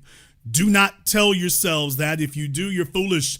Folks, they coming after damn me, Smokey Robinson. Nigga, what? No joke. Folks, they're coming after Smokey Robinson. He's 85 years old. But wait. They're accusing him of something that they claim he did 20 years ago. Folks, Smokey Robinson would have been 65 at the time. 65. They're saying that Smokey Robinson was strong-arming some illegal alien females for sex at his house 20 years ago when he was 65 years old, people. Now, Smokey got cameras all over his house. That's what they said. They said that he took the women into areas of the house where there were no cameras. Now, ain't that convenient? Oh, please. Isn't that convenient? Oh, there's no proof. Take our word for it. And we need 20, 30 million of them things. Oh, there's no proof. No proof, none. Take our word for it. When he was 65, he was just as eager and vicious and desperate to get some sex. Folks, Smokey Robinson, even at 85, he got young hoes throwing draws on the stage. What does Smokey Robinson need to do that with you for at all? At all. People. Old females who woke up too late one day and realized it's a wrap. It's a wrap. You wasted your young years. Whoever you with, whatever your situation is, financially, economically, socially, that's what it's going to be. And they're reaching back through their social Rolodex, as I've been telling you now for decades. They're going back to their Rolodex to find the highest value, highest income, highest status man. And now they don't qualify to be with him. So they're like, damn it, you owe me. You owe me for being around. You were successful and I wasn't. You owe me. And now they're all over the place. You thought this, when you turn on the television and you hear about, oh, if you've been in an 18-wheeler accident, have you been injured on an oil well or an oil rig? Have you been injured for asbestos, mesothelioma? Now it's, oh, have you ever dated a hip-hop or R&B star? Call the law firms and get them, got them, and gone. At 1-800, get a nigga. And this is the new racket. They talking about racketeering. These lawsuits are the new racket. Let me go ahead and jump over here on Zoom. I got August up here on Zoom. August, make sure you have everything available for me here. Just make sure we don't have any trolling issues. And then we'll allow you to go ahead and state your case. I can give you about 5 more seconds for that, August. If not, permanent vacation. So August, make sure you have your camera on. Do not unmute yourself. Make sure you have your camera on first. And then you'll be allowed to speak. There you go, August. All right, now you can unmute yourself. Now, you found the button twice before. Let's not be silly. I got it. There you go. Okay, what's up, brother? How you doing? What's up, family B1? Woo! Yeah, you dropping some heat tonight, man. I was gonna keep it short and just say, like, if this doesn't wake up the simp culture once and for all, you have to understand you can meet a pretty young thing and she's another man's toilet. You know what I'm saying? So that's all I wanted to say. Like, be careful out here, fellas. B1. Thank you very much for giving us a call tonight. Look, there's no fellow who doesn't know. There's no fellow who doesn't know. Alex Fine knows. He knew the whole damn time. We have an epidemic of pathetic simps, and let's call it for what it is. They are willing to wait their turn to be with one of Diddy's old cast-off trash bags. Nigga, what? This is where we literally are today, fellas. Body counts, crazy. Sex acts, depraved and degenerate.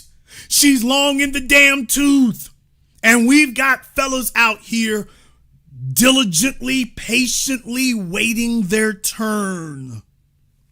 This is where we are. They're waiting 2, 3, 5, 10, 15, 20 years. so they can wipe off the baby oil and the freak off juice. Damn. And say, okay, finally I get my turn. Finally. Because Diddy keep a bad broad up under him. I give that to Diddy. Got cats like Diddy and Joe Budden. I give them their props what props to do. They keep a bad broad on deck. Can't lie about that. I can't misquote the technique. Keep a bad broad on deck, and there's fellas out there that ain't never had a chick who was real fly, who was with people who made sure her hair was done, nails were done, eyebrows threaded. They're not used to that. They're not used to a female who's actually been with $1 million hairstylists. They're not used to that. Can I go a little bit further with y'all? Can I say this? Can I go a little bit further with y'all right now? Oh, I shouldn't say this. I shouldn't say this.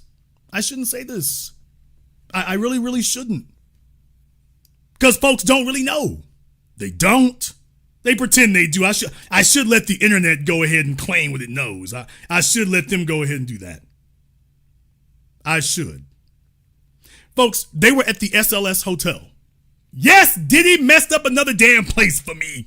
Oh, please. Damn. Diddy messed up another spot for me, y'all. The SLS hotel. Damn it. This is why we can't have nice things, because of Diddy.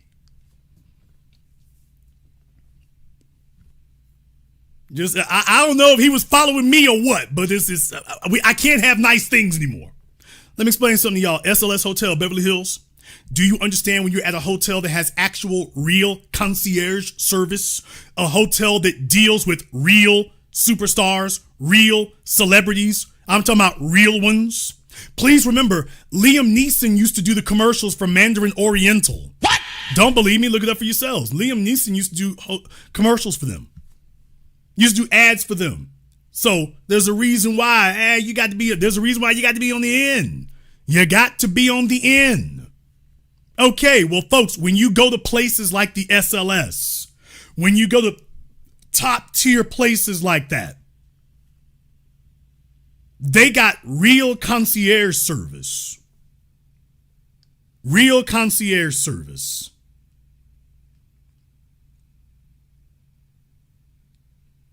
A lot of folks don't understand that. When you go to the Casa del Mar.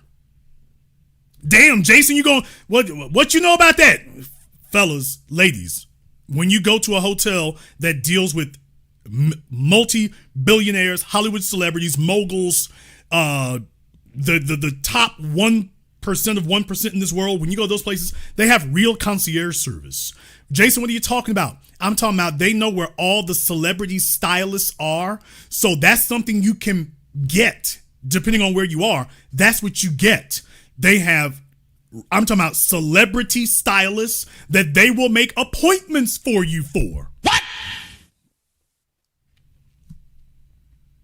If you're willing to pay for it, they will actually have them come to the hotel. Ask me how I know. Now, if I'm lying, you should be able to call these places up and prove that I'm lying. Now, if I'm making this up, you should be able to do that. But thinking, my folks who live in Los Angeles and New York, y'all already know that's what it is.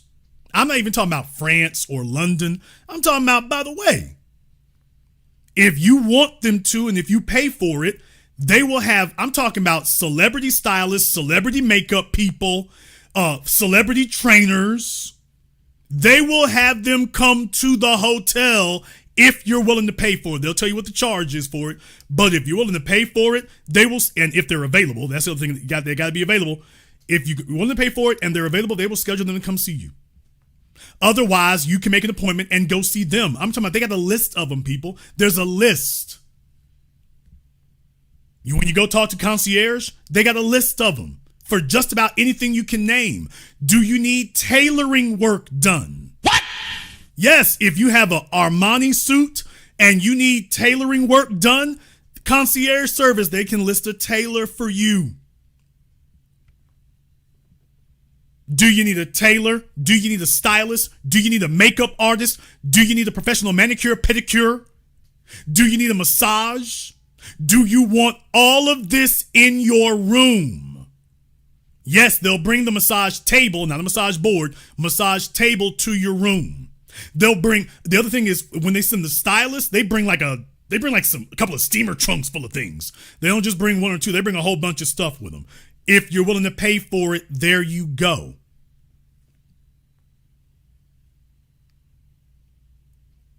There you go. Now, I'm telling you that when you're dealing with somebody like Diddy, who, that's it, he's just got a blank checkbook.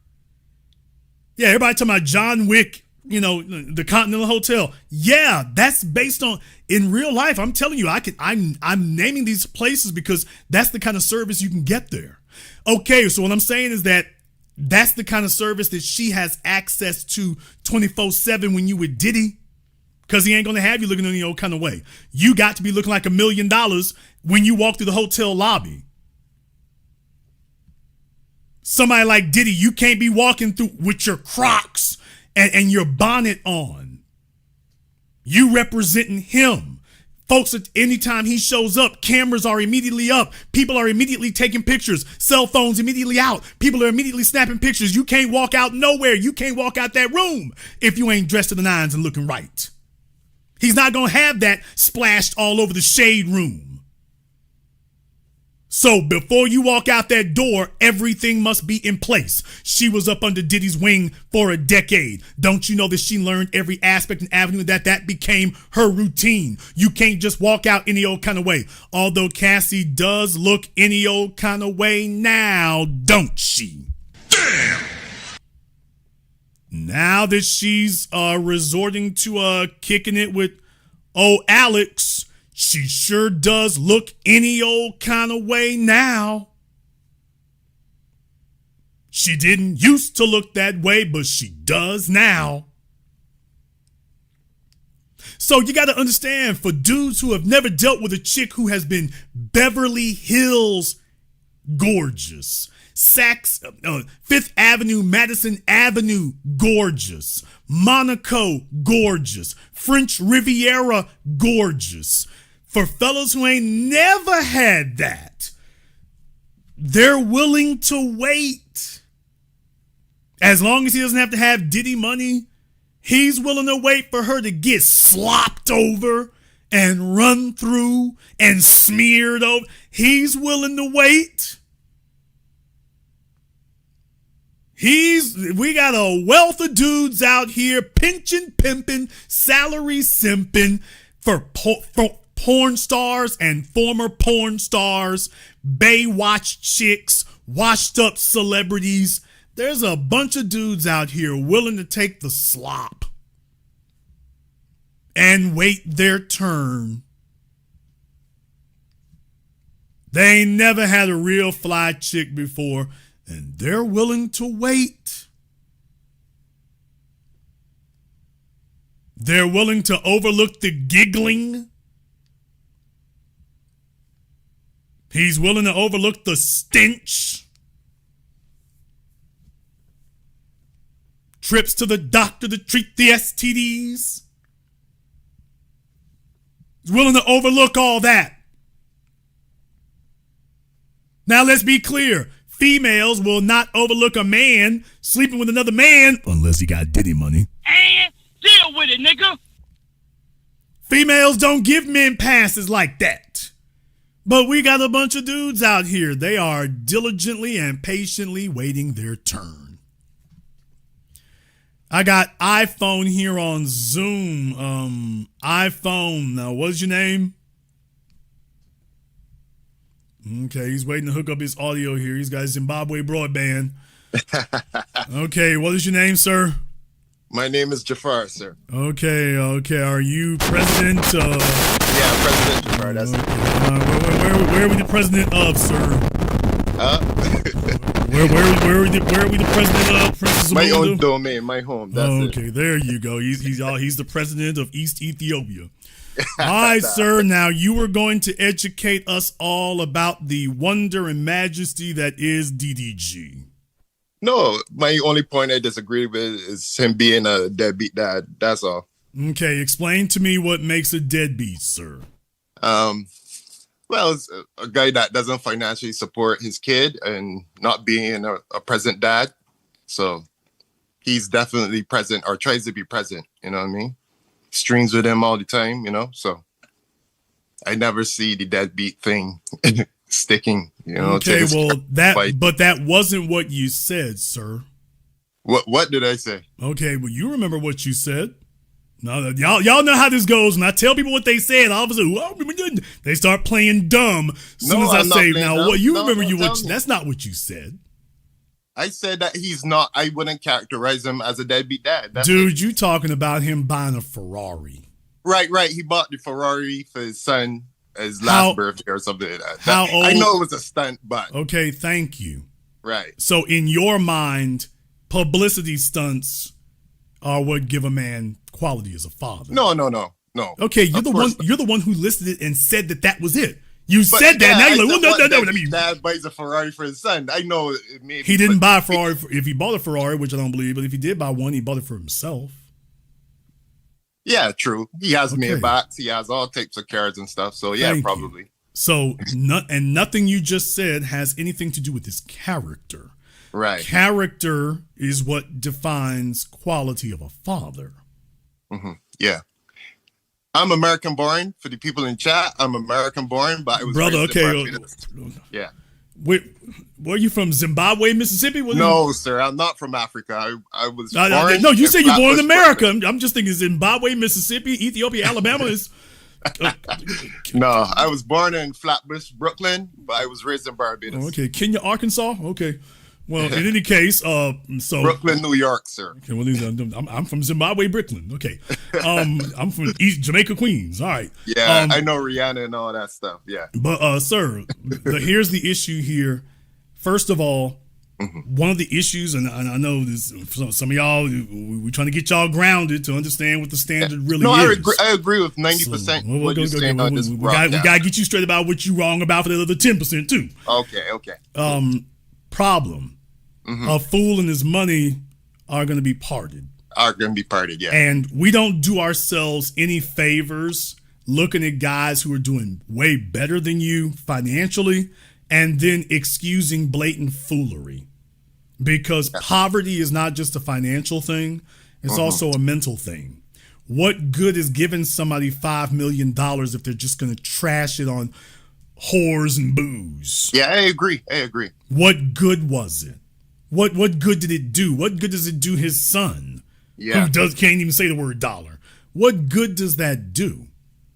That's the real issue that we have as men, is that too many men are looking to be at the amusement park. And they're just looking at, boy, I wish I could ball out and be overgrown children, as opposed to saying, wait a minute, where's leadership here? Because he's turning what otherwise could have been a life-changing event for him, and is changing his life all right, just not in the way you would want it to be. Take a look at how he's trashing it. He's going to be fighting with Halle Bailey for the rest of his days. Yeah. She's showing him right now, she getting ready to do a K-list to Nas on him. She's going to be dragging him from here on in. Now, that's, as far as I'm concerned, that's deadbeat behavior, man. What the hell? He'd have been better off going to Caesar's Palace and spending the damn money on the craps table of dice. Yeah. Than what he did. He's turning this into a deadbeat situation. He's sitting up here. This is supposed to be broke nigga problems. How the hell you sitting on mills, you got chicks around you, and you talking about, I can't see my kid. Just like some broke nigga on the Lower East Side. What are we doing? What are we doing? Yeah. This is supposed to be broke bum nigga stuff. Yeah, I don't disagree. Does it hit different or feel better because it's Halle Bailey running you through the gutter? That makes it better? What the hell good does it do to have millions of dollars? You got broke nigga problems. Yeah. I mean, so he got the money first and said, this is too boring. I need some hoe drama in my life. And then I'm going to mismanage it? because I'm standing by what the hell I said. Yeah. He wants access to her because that's the game he was playing. And dudes get in relationships with little immature broads and they start playing games. Mm-hmm. And then he figures, well, this will keep niggas' hands off your butt cheeks. And that she's doing, even if she doesn't want to be with Brent, and I don't think she does. Even if she does, I'm not dissing on Brent. I'm just saying that, it's the rebound to show, CR, just show I'm not through, and yeah, you're through. But she did that to thumb him in the nose, to thumb him in the eye. That's all she did that for. But she did that because she knew how he would respond. That's the difference. She knew how he was going to respond. He done gotten into some bum nigga mentality behavior. It's probably already there. Yeah. And now that's it. That's it. What kind of father to a kid is doing this? What are we doing?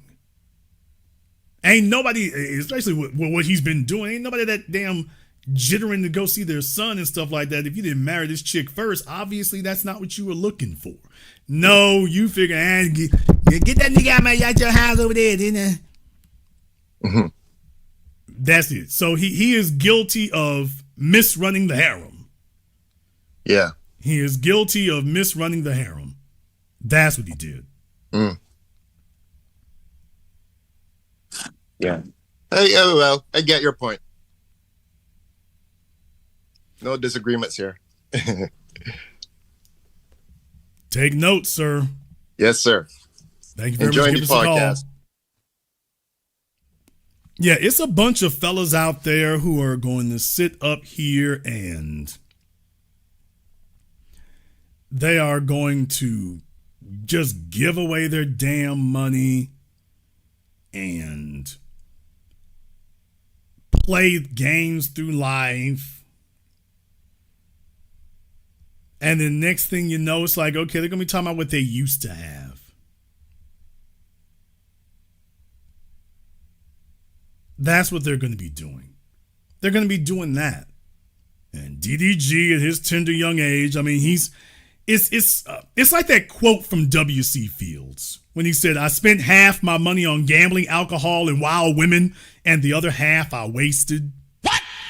That's where he is now. That's where he is now. He's put himself in the crosshairs of that.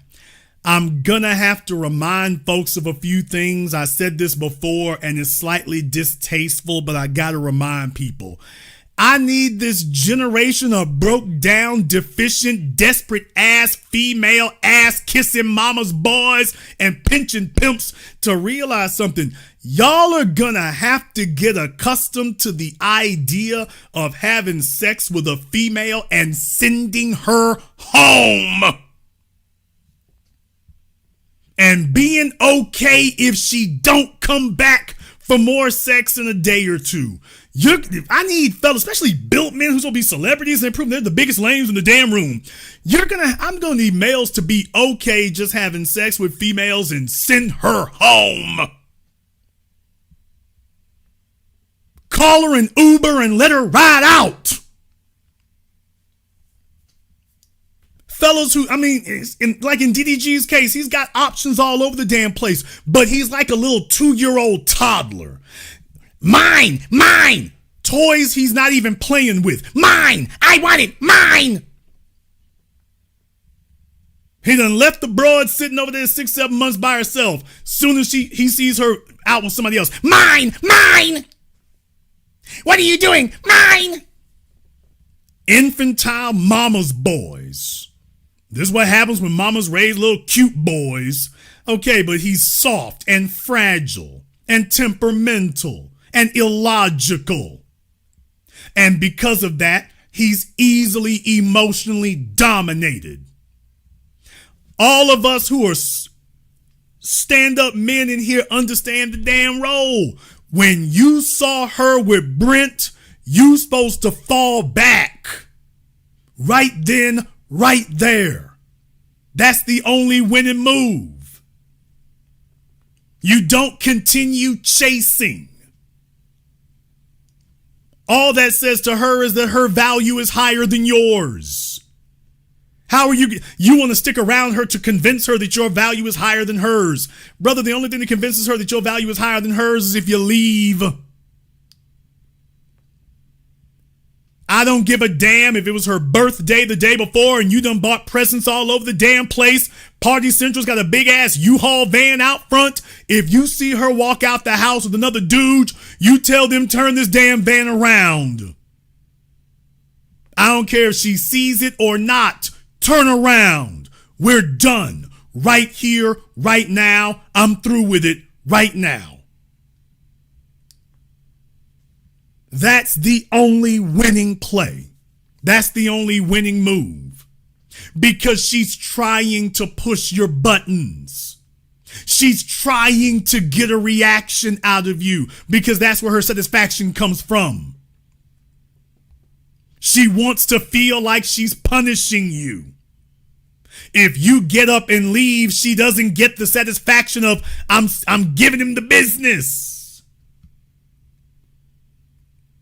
See, when a female wants to punish a man, women are more vindictive than men, most men. They want, when they're punishing you, they want to keep punishing you. When you show her that you can cut it off right here, that 1 minute you're willing to give her the world, and just as soon as you see it's not worth it anymore, you pack up and you leave. That's discipline. And she would have had far more respect for you if that's what you had done. Instead, I heard you were seeing somebody else and you still going round and round. Nobody's supposed to be touching my stuff. What the hell are you doing? I want to give a little bit of a piece of advice to all the males out there. If you're stuck on somebody and you're stuck on something and you're looking for closure or whatever the hell it is you think you're looking for there. Okay, let me give you a piece of advice. There's only one thing that matters to a female if you want them to regret something. Only one. You being more lit than you ever were before. Damn. That's it. That is it. That's the only thing that a woman ever regrets. Women can live with it if the man that she's with is doing worse after she leaves than he was when she was there. She can walk away satisfied. She can stay satisfied. She can stay happy. You want to know what eats a woman's soul alive? If she said, okay, the winning move is to jump ship, to hop from you to somebody else, and then she finds out later, I'll be damned, I cashed out too soon. I shortchanged myself. Damn, I thought he was through and he wasn't. The train keeps rolling. I'll be damned. I jumped ship before we hit the big jackpot. Now she gets to sit there with dude and she's got to be, okay, well, let me make the best of this. But she doesn't forget seeing, I'll be damned. I didn't think he could take it to a whole nother level. And I don't even have a way in.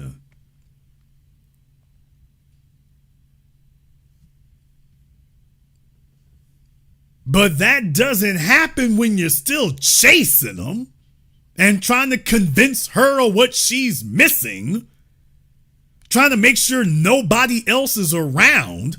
Bruh, you done flip the damn role. She's chasing you.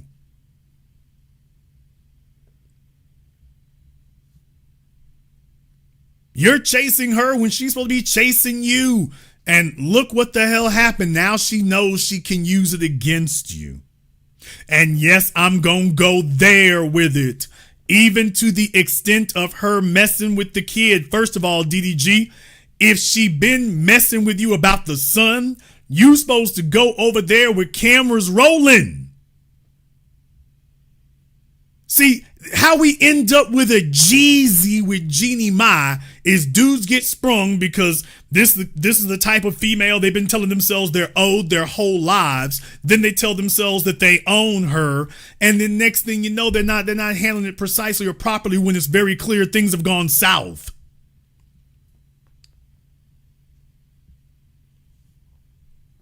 They don't want to accept when, by the way, dude, things have changed. You got to move different. If she's playing about your son, when you roll up, you have cameras going. That's it. So it's not, people are not going to believe your damn word.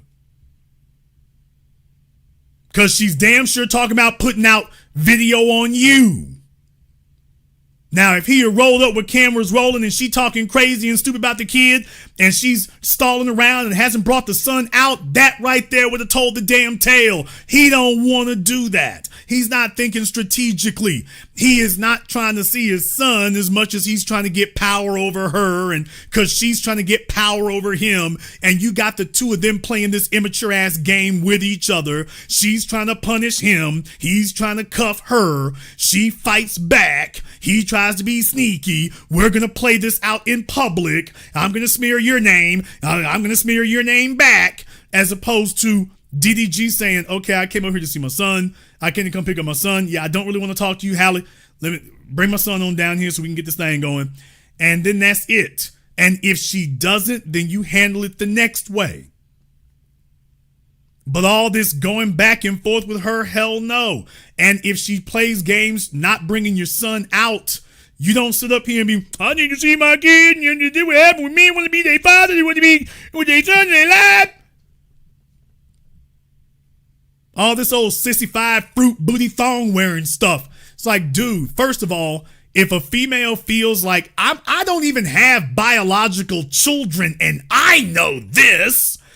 If a female thinks that she can pull your damn strings or yank you on a leash by holding your kid hostage or something, that's what she's going to do.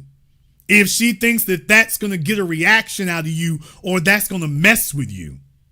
Where if you show her that that's not bothering you, that's the number one thing. It's like, okay, I got lawyers to take care of that.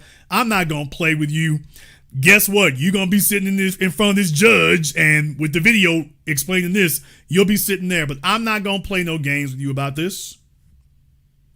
I'm not going to be banging on no windows. I'm not going to be desperate for this, that, and the other. I'm not going to play this game with you, where you hold the kid and then I'm supposed to sit up here and get agitated. I'm not going to play this with you. Not at all. I'm not going to talk to you about it. I'm not going to debate it. I'm not going to argue with you. I got lawyers to argue with you. And you'll be standing there every time I show something. You'll be standing there with it. Now, that's what you do when a female wants to play games with a kid. You show her that's not bothering you. We're not going to go round and round about this. I'm already ready. Fellas sit up here and hand their power and control over to a chick and expect her to be a proper manager of your happiness. That she's going to keep you happy. I need men today to stop playing stupid. I learned this lesson in my early 20s with a female who was in her 40s. I've told you that story before. Jason Black, early 20s. Female in the mid-40s. I told her walking in the damn door, I'm not looking for no serious relationship like that. I'm damn sure not looking to get married. If that's what you're looking for, find somebody else. I said it straight to her, just like that, coming in the front damn door. She tells me, that's fine, neither am I, not an issue, no problem, no thing. That's exactly what I want. 6 months later, she gives me the so what are we doing talk. What? 6 months later, she hits me with the so what are we? Oh, please. Oh, where are we going? Oh, please. She hit me with that one. And I'm sitting up here being logical, talking about, wait a minute. I told you 6 months ago, ain't nothing changed.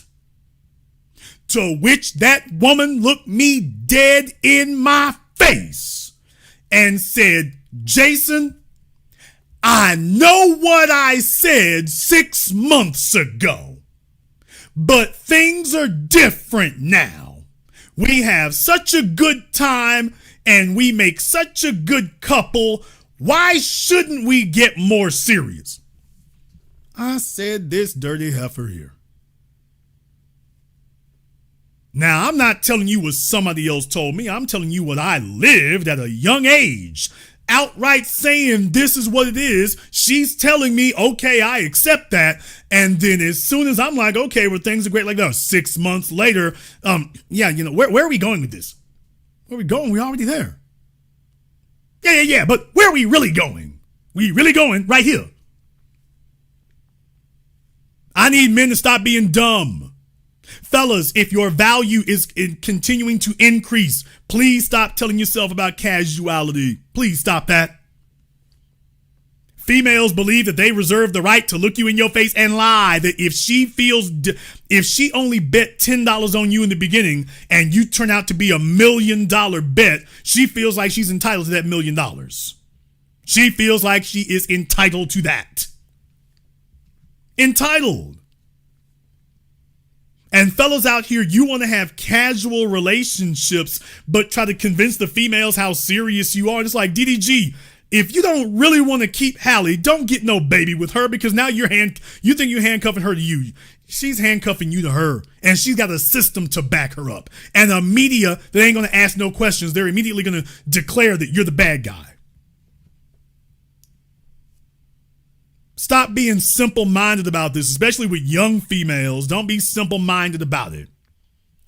They're new to this. They want to feel like they're in charge. They want to feel like they're running you. And if it don't work out, they're going to lie on you. Let's go ahead and get Black Moses here on Zoom. Black Moses, what's on your mind? Peace, brother. I just wanted to add to that real quick. There was a Mexican brother, a supervisor I used to work with many years ago, and it was a situation. He was telling me that his baby mom, the things that she would do would be, if he's calling to pick up his kid, family members would say that she's not there. When she would tell him to come get the baby, family members would say she just left. And there was a time when he came to the crib, when she told him to come, she had her brothers and cousins jump him and had been sent to jail a couple of times because of her. So I'm trying to figure out, like, what can men do to not be in these kind of situations? Okay, first of all, it's the year 2025. We have known that being a baby daddy was bum, dumb, stupid stuff since 1985. So having fellas out here trying to move like they grimy, greasy, crusty, dingy granddaddy, who back then females didn't have a support system.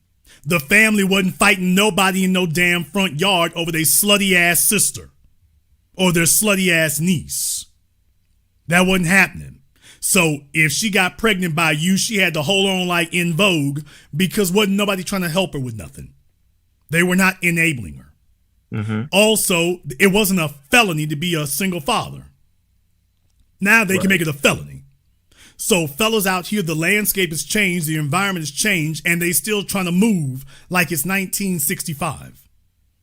Now, I don't know what I can do with a fellow who sees all these other men get run through the damn ringer, and he's just so desperate. First, in this case, you're probably referring to interracial sexual access. And she's most likely not a bad broad either. No offense to the Latinas out there. They come in only two varieties, Coke bottle and Coke can. Nigga, what? So no offense. No offense. Mm. You might get a 2-liter, then again, you might get a milk jug. So it's just, you know how they do. I didn't know what to tell him. Like, he was telling me all of this, and I was like, my man, that's something you put yourself in, man. Like, you should have had the police waiting at her crib when you showed up. Yeah, but here's the problem, brother. He's not going to do that because this is his first interracial sexual access. This is the first thing that didn't look like a black female. So he's cashed all the way out. He's trying to figure out how to keep things cool with her. What baby daddies do not tell people, because this is what we find all the damn time, they're waiting for their opportunity to finally get her back in bed because they're in love. The truth is they get these hoes pregnant because at least even for 5 minutes they were in love. And so they spend the rest of their damn lives really just concentrating towards getting back. Brother, I've known fellas who would put on child support and then still sleeping with the broad if opportunity presents itself. I've seen fellas, wages garnished, tax returns taken. And this the broad who did it. And then I'm hearing that he in bed with her a year later, 2 years later. This chick done took money straight out your pockets. You done got a car repossessed because the money from your check wasn't there because she just went and got it, got a court order to grab it. Your damn car got taken. And you think that her giving you some throwback sex compensates for that? But you want to know what the crazy thing is? This Mexican dude told me the breaking point for him was that his baby mom was sleeping around with a Jamaican dude on her job. And when he found out, that's when he said he had enough. Nigga, what? That's what I'm saying. That they wait until 5. Everybody waiting for the freak off. They wait until 5 or 6 other dudes beat the brakes off your chick's drawers, and then okay, well, the last nigga that was the last straw, not the first one, not the third, the 6th or 7th. Okay, that's the last straw right there. This is where we're at today, man. This is where we are. Fellas are just so desperate to have a female. This is why men have to be competitive, because what does your dude do for a living? Nigga, you heard me. What does he do for a living? Oh, nah, this was years ago. He was my supervisor. We worked at a law firm. He was a lawyer? No. We worked in the mailroom. I know he wasn't a lawyer. Thank you. That's what I'm saying. The lawyers wasn't putting up with that. The dudes down there in the mailroom are trading war stories. It's trading horror stories. And that's what I'm talking about, bro. When a man got something to lose, he's supposed to safeguard that and protect that. Fellas out here who don't have a lot, it's one thing for you not to have a lot. It's another thing for you not to aspire to it, because now you're not even moving like you got anything or that you're ever going to have anything. Well, if you tell yourself I'm never going to have nothing, it doesn't matter who you get pregnant. Don't matter how you do it. Because as far as you're concerned, I've reached my final destination. And then they complain when things go south because a female, here's the thing. Okay, you're saying this is a Latino dude. I'm not sure which old chick came from, if she was born in the States or otherwise. She was Spanish too. Yeah, but were they first generation? Like, did they come across the border together or they were born there? I'm not sure. That I can't tell you. Okay, we're talking about LA or New York? New York. This was in New York, Manhattan. Okay. That might have been from Puerto Rico or someplace like that. Nah, he was Mexican. He said his girl was also Mexican. Okay, they were both Mexicans in New York, because you do have some Mexicans in New York. They tend to stay in the South. It's usually the Puerto Ricans and Dominicans that are in New York. But in any case, so you got the two of them there. They probably figure, okay, we Mexicans, so we're going to squad up. And he thought things were going to be good, and it wasn't. She's a female. Most likely she didn't have very much going for herself. She probably had kids already.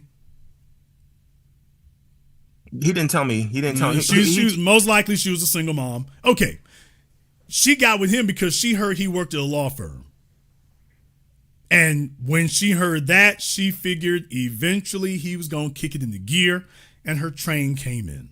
Well, he said they was high school sweethearts. Yeah. Oh, that's what blinded him. A female don't care about no high school sweetheart, y'all. Unless her body count stays low. Like, if you're the only dude she's ever really fooled with, y'all were in high school, but you're immediately going to have to marry her when you leave high school. You can't leave your high school sweetheart dangling for 5 or 6 or 7 years. You can't do that. So if they were high school sweethearts, he would have had to jump on it immediately. Bottom line is, she was in New York. Ain't no pity in the city, even for Diddy. And she's seeing him, he working at a law firm. She waiting for him to bring home Cliff Huxtable money. She's waiting for him to get built. She waiting for him to start making 7 figures. And if she realizes, yeah, dude, you just work in the mailroom. Right. And that's all it's ever going to be. Now she's like, well, what do I got to worry about upsetting you for? Let me throw these thighs where they're going to do the most good. Yeah, and he hated Jamaicans after that. After that, he told me straight up that he didn't like Jamaicans because this Jamaican dude was sleeping with his wife or whatever. I was like, yo, not every Jamaican man is like that, bro. But that was your problem. You messed that up. Well, look, women want 3 things. They want money, status, and sex. Those are the 3 things they want. If she can't get all 3, she'll settle for status. If she can't get status, she'll settle for money. If she can't get status or money, she'll settle for sex. And if you don't excel at one of those, she's going to go where it does. because a woman's going to gauge you by your ability to punish her for her behavior. Punishing meaning being in your absence. And Right. if your absence does not radically change and degrade the environment, well, she doesn't see any reason why she shouldn't test you. She doesn't see any reason for that. So what all this means is that old boy didn't really show that he was going to be balling like that in New York. He messes around and figures, well, let me get her with a kid and that'll handcuff her. And that doesn't work. All it really does is the female feels like now you owe me a 7-figure life on account of the fact that I agreed on this damn kid.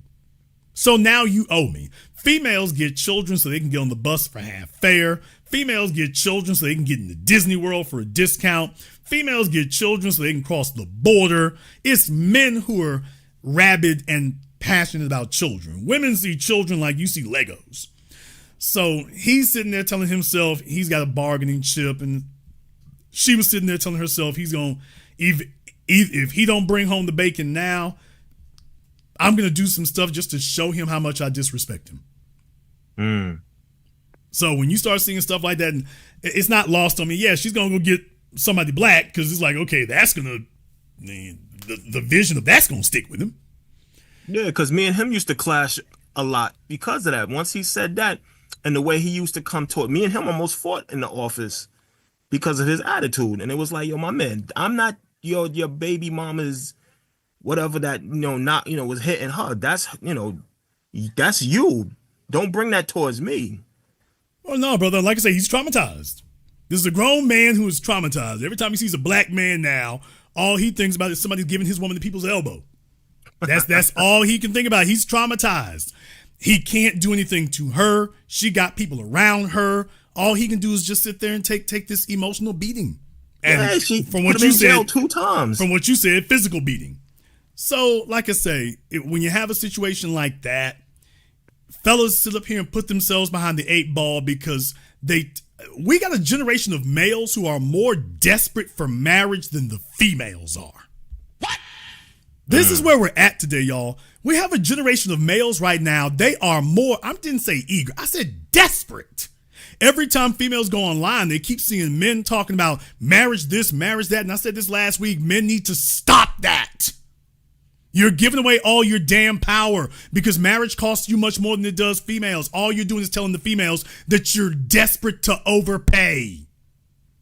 If marrying you is a life-changing thing for her and it has that kind of value, it's supposed to be scarce. Men today will get married to some damn size 24 hippo and then sit up here and be complaining about it later. Men have made marriage too damn easy. Too easy, too accessible, too common. Women know they can get it. They know that their high school sweetheart is still sitting his ass there 25 years later waiting for her to finish getting run through. Ain't that right, Steve Harvey? Ain't that right, Alex Fine? Sat there and watched Cassie get smeared and smutted for a decade and he's sitting right there. Sitting right there. And then you wonder why the females are as disdainful of marriage towards men. You don't like the good men because your little weak ass is still sitting there. She knows you're not going anywhere. She knows that you talking about leaving, you're just bluffing. Fellas are so desperate for sexual access, which they think marriage is going to give them that. Then they get married and get less sex than they ever did. But that's where we are today. The majority of males today are desperate for a female companion.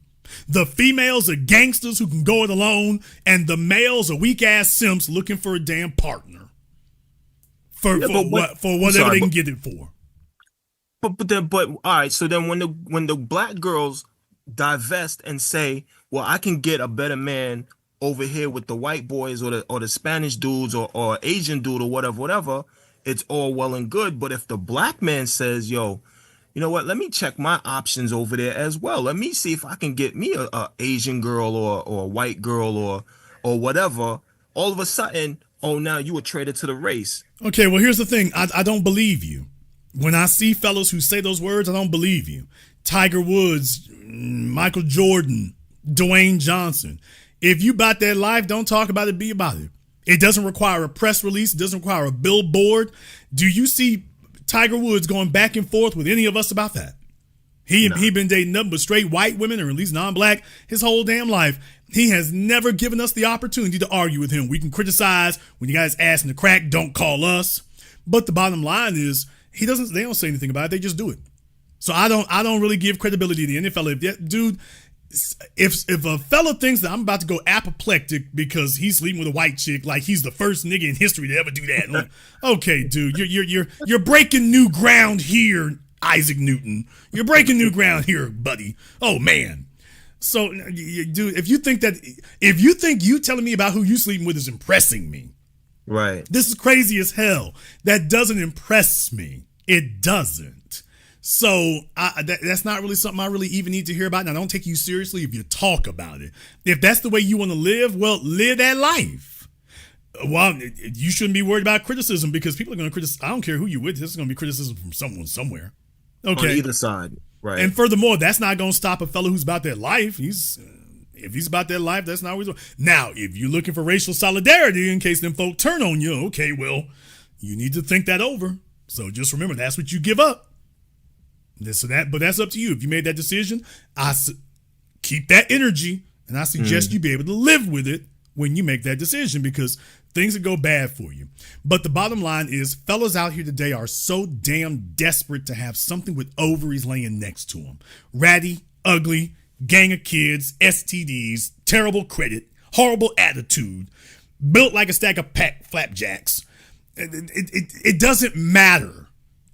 Too many fellas are just desperate, and the women see it. Please let me beat this through y'all's heads. Fellas, the women see it. They see it everywhere. The reason they're so contemptuous and disrespectful is because every time they go on their social media, they see a bunch of men complaining about the lack of wife material.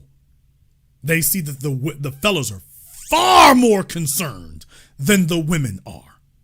Far more desperate to close that gap than the females are. And that's not the way you fight and negotiate. You negotiate by making something scarce. Because the bottom line is, the females need it much more than you, because they're on a time clock. They're being contemptuous because there are too many men offering it. If all the offers across the board simply dry up, now you've created something scarce. Once something becomes scarce, now you have leverage. But weak males will be the damn ruin of us all at this point. I'll let you have the last word. Nah, that's all I wanted to say, brother. Thank you, and be one. Thank you very much for giving this call tonight. Yeah, we got too many fellas out here. I mean, they're willing to do anything. They're willing to be the fifth damn wheel. They're willing to be Mr. 50 in line. We got chicks out here today where the norm, fellas need to stop lying to themselves. The norm is for females to have body counts in the dozens before they hit 30. They got body counts in the damn dozens. If they went to college, they've been having their own fraternity freak-offs. You fellas, I don't give a damn where you at. If you have daughters or nieces in college, you need to go talk to some of the frat fellas at them places. I said fellas. I didn't say just the Qs or the brothers. Go talk to the black and the white fraternities. They will tell you what your daughter or your nieces been doing. They will tell you it's all the way open, while you're sitting there telling yourself it ain't that bad. You know damn well, if you talk to any of these fraternities, any of these Greek organizations, there's not a single female on the campus ain't got knocked down and knocked out. Yes, your daughter. Not somebody else's, yours. She'll be in the comment section. Not me, Jason. You lying heifer. You too. Lie. You too.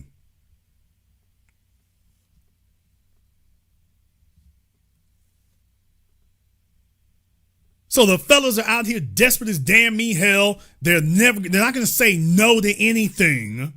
They're willing to be number 50 in line. And you can be number 50 in line if you ain't holding a damn ring when you do. It's like, okay, if I'm number 50, how the hell is it you're number 50 and she's going to be number 1? What? You're damn right I'm indignant. So you're number 50 on her sex partner list, but you standing there with a ring, singing slow jams from the 90s, singing Jodeci, and she's number one? Nigga, what? Where are we at, man? Where are we at today?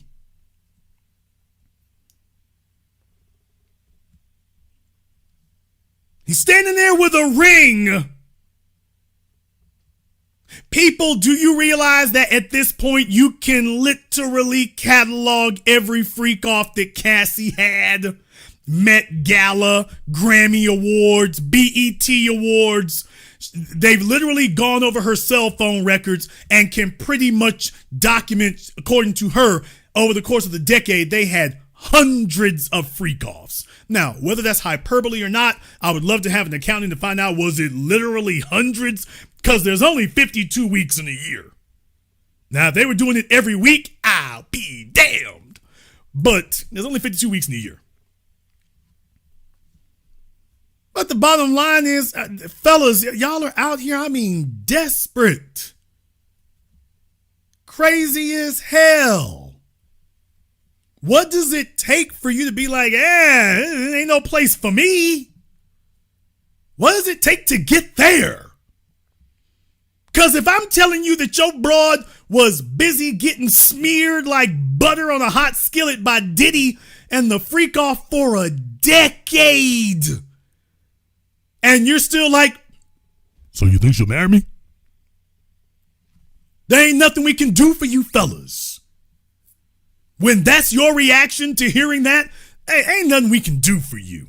There just isn't. There's just not. And the females know it. She didn't leave Diddy because she didn't think Alex Fine would be there. She left Diddy because she knew Alex was going to be sitting there. And yes, he was not the most desirable. And she's been angry about it and upset about it ever since.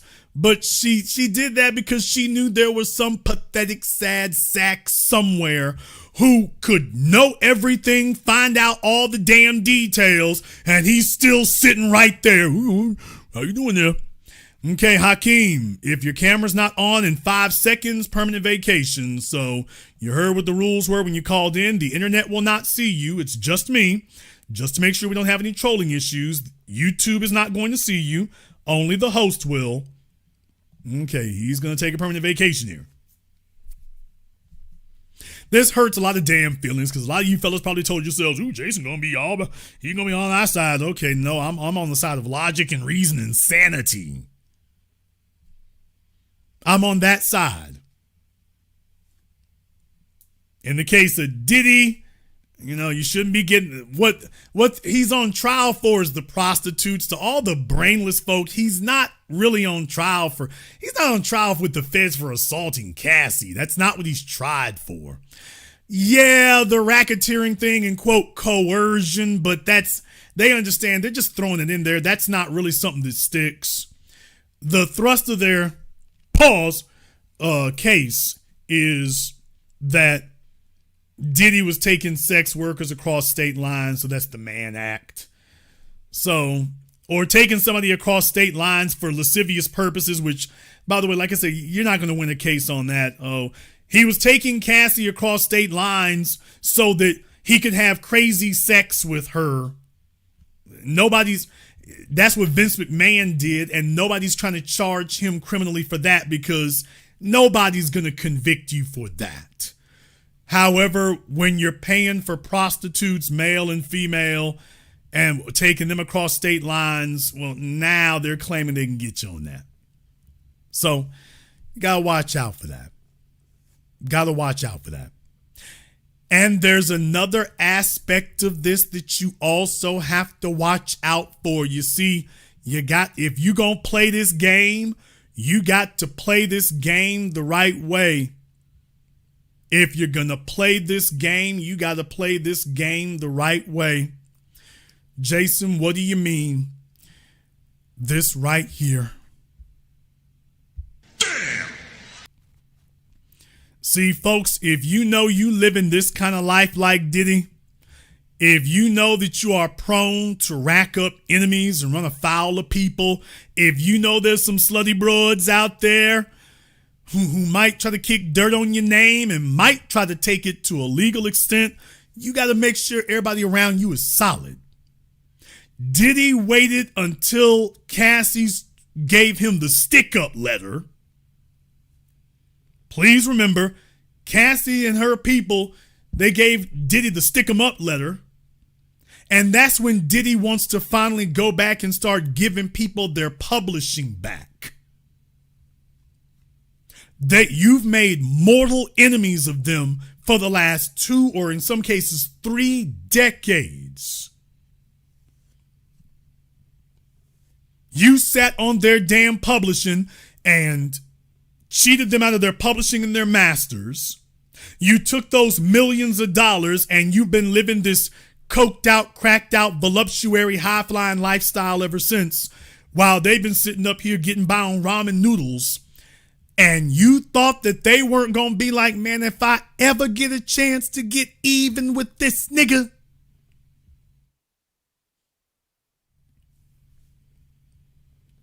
Buddy, you left them folks out there so damn long. They're not the young kids that they were when you met them 10, 20, 30 years ago, man.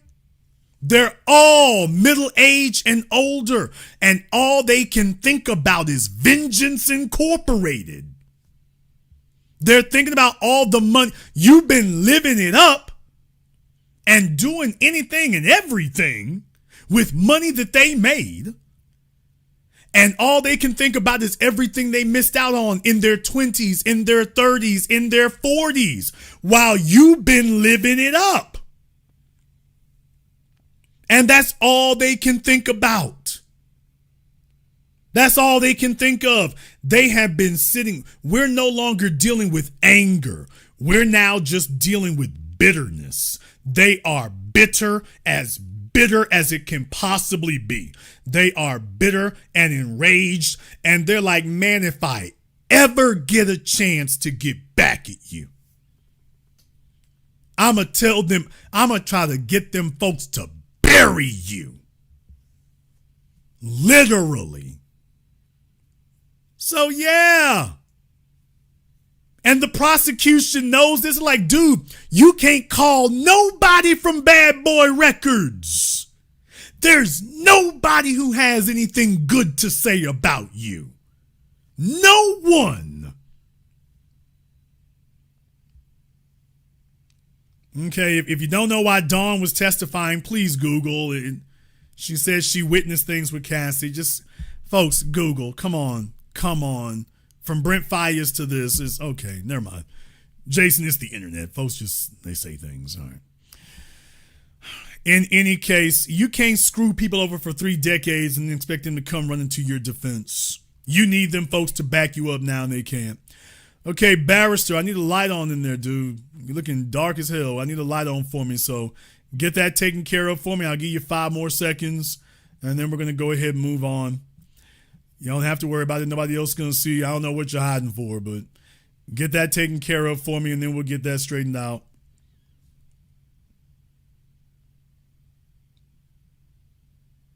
Okay, brother, try turning a light on. See if you can do that. Okay. Well, he's going to take the rest of the year off.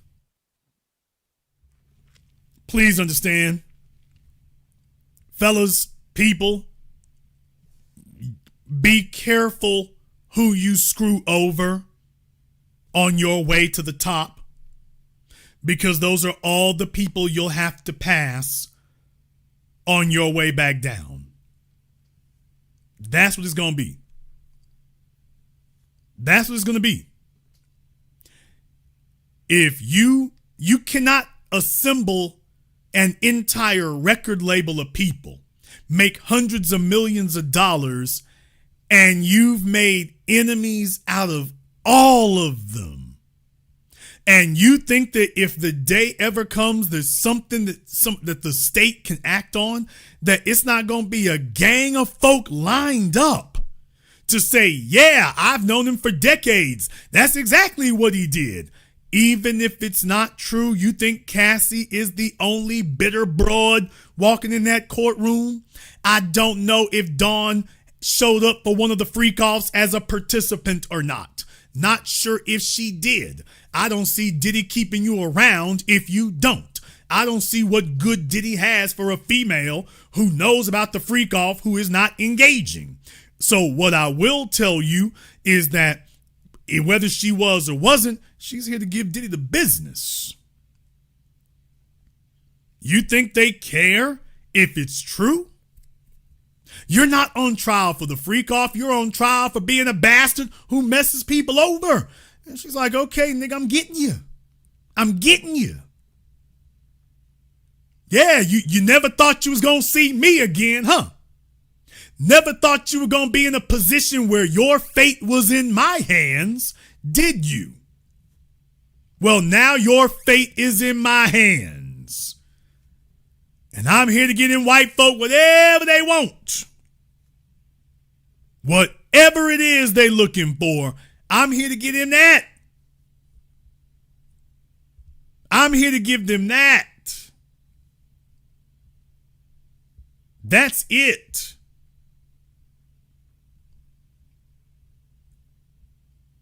Mace, whole damn record label. Whole damn record label.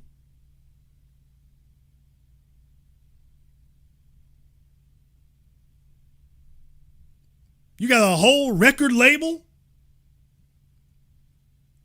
that you are unable to count on to come say something positive? That you like, okay, talk to everybody except the folk I built. Don't talk to them. Don't talk to them. That's the problem. He needs to have a whole bunch of folk who are solid with him. After all these decades, he should have a whole damn record label that's solid. And he doesn't have it. He doesn't want anybody talking to anyone from Bad Boy because the only person that Diddy looked out for was Diddy. Even if he had to screw you over, steal your publishing, take your masters, cheat you out of it, Diddy was looking out for Diddy. Okay, 3 decades later, now he's older, he's more vulnerable, and everybody he messed over is looking out for Diddy for real now. Now they're looking out for him for real.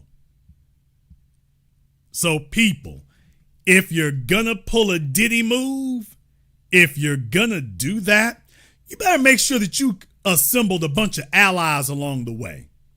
You better have a bunch of the people who can speak against you. There better be just 1 or 2 of them, and it better literally be an army of other people who got your back and are willing to be 10 toes down for you. Because the real problem for Diddy is Cassie knew that no one was going to stick up for him. Cassie knew that she could get away with this because she knew that no one was going to stick up for him. She knew he didn't have any backup. She knew that she could tell whatever story she wanted to. She could make up whatever she wanted to because nobody really likes him. He's depending on money to keep people loyal, and money doesn't buy loyalty. Nothing buys loyalty because loyalty cannot be purchased. Loyalty can be earned. It cannot be purchased. Diddy figured as long as I got more money than the rest of you, y'all will all be kissing my ass to stay cool with me because there's something you want from me. And what he didn't realize is, dude, you can't keep everybody happy.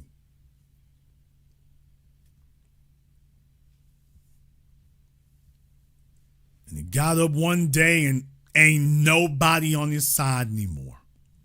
No one. No one he's not paying.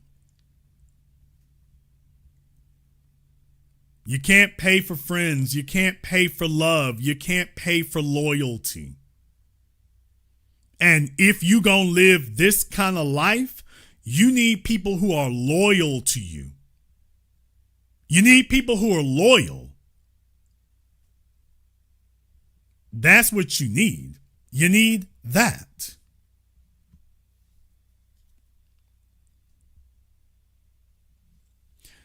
You got fellas out here who I can understand your desire to have females desire you, but y'all are like, oh, you want to possess them. And it's like, man, that's not the way that works. If she is no longer loyal, she's got to go right then, right there. You cannot keep, especially a female, you sleeping next to somebody who's not loyal to you. You're like, okay, she great in bed. Nigga, I don't care about that. If she's not loyal, she does not belong in this house, much less this bed. You can't have somebody snuggled up to you when you are naked and asleep and they're not loyal.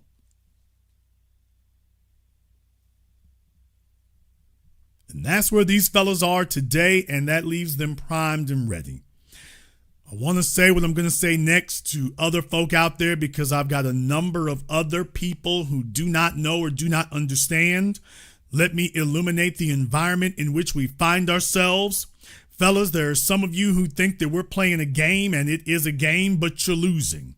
And the reason why you're losing, and I should say we as men are losing, is because we are not united and we're not organized.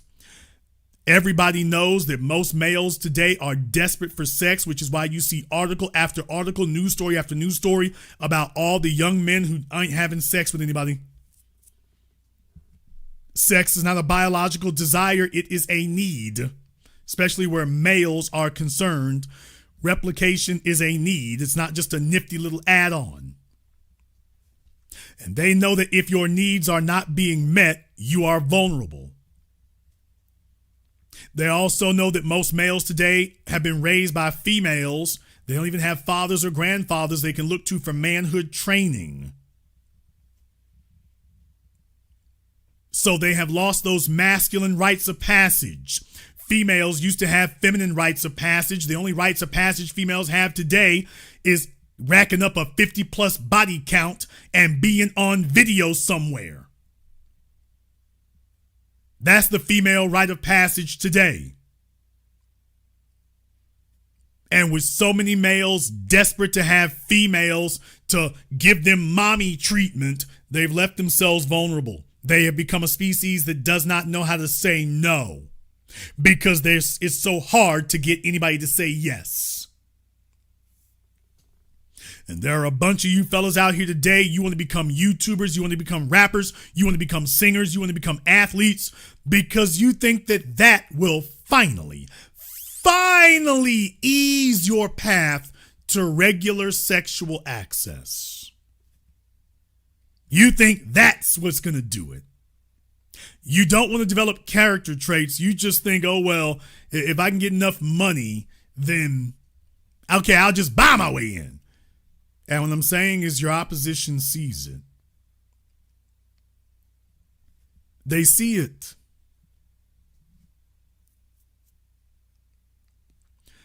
Now, I'm going to explain this to you just like it is to all the 7-figure fellas out there. Need you to understand something. You need to make sure that you got cameras at your place. I'm telling you what it needs to be. If you are concerned that folks may try to accuse you of rape or something, yeah, having text messages and stuff is fine and great. And somebody even accusing you of sexual assault, that becomes difficult. What's got Diddy is the fact he was paying these other people. That's what got him.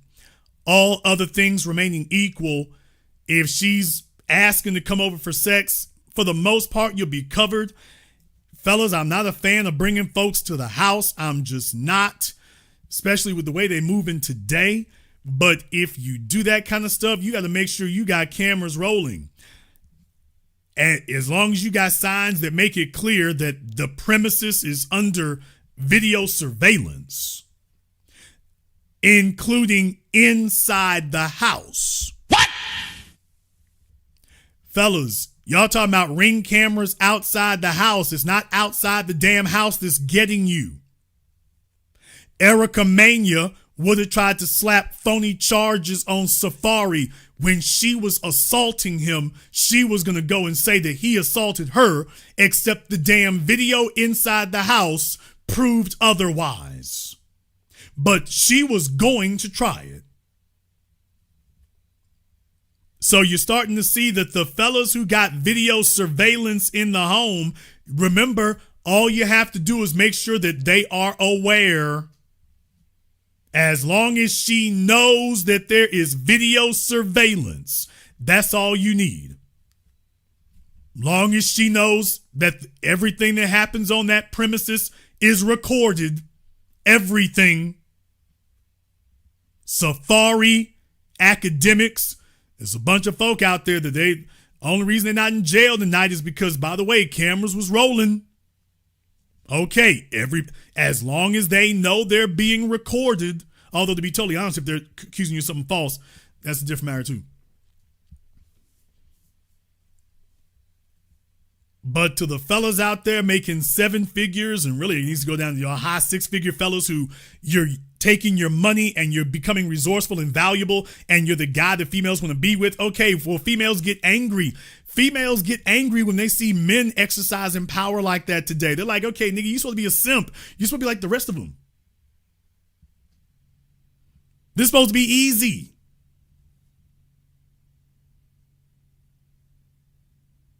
And if it turns out that you're not, don't be surprised if they get vindictive. Hey, you're supposed to be easy. You're supposed to be desperate the rest of them. If you're not, now what? And there's a female culture today because men are not, the men that women desire most are not offering marriage. So because fewer of them are offering marriage, the females are now like, look here, nigga, I'm going to take some money. Fine, I'll take some money then. This is where we are. We're not on our way there. This is where we are now. These women want to live in high-priced cities. They want to live in high-priced apartments. They want to drive high-priced cars, but they don't want to pay for it. And if you have provided it to them, they do not want you. Listen to me, DD Dum Dum G. They don't want you picking that up and taking it to another woman. If you are a fellow who can provide that life and you living like that and you flying like that and you lit like that and she gets to enjoy it far as she's concerned, nigga, this mine. Well, yeah, you're the one working for it and you're the one earning it, but it really belongs to me.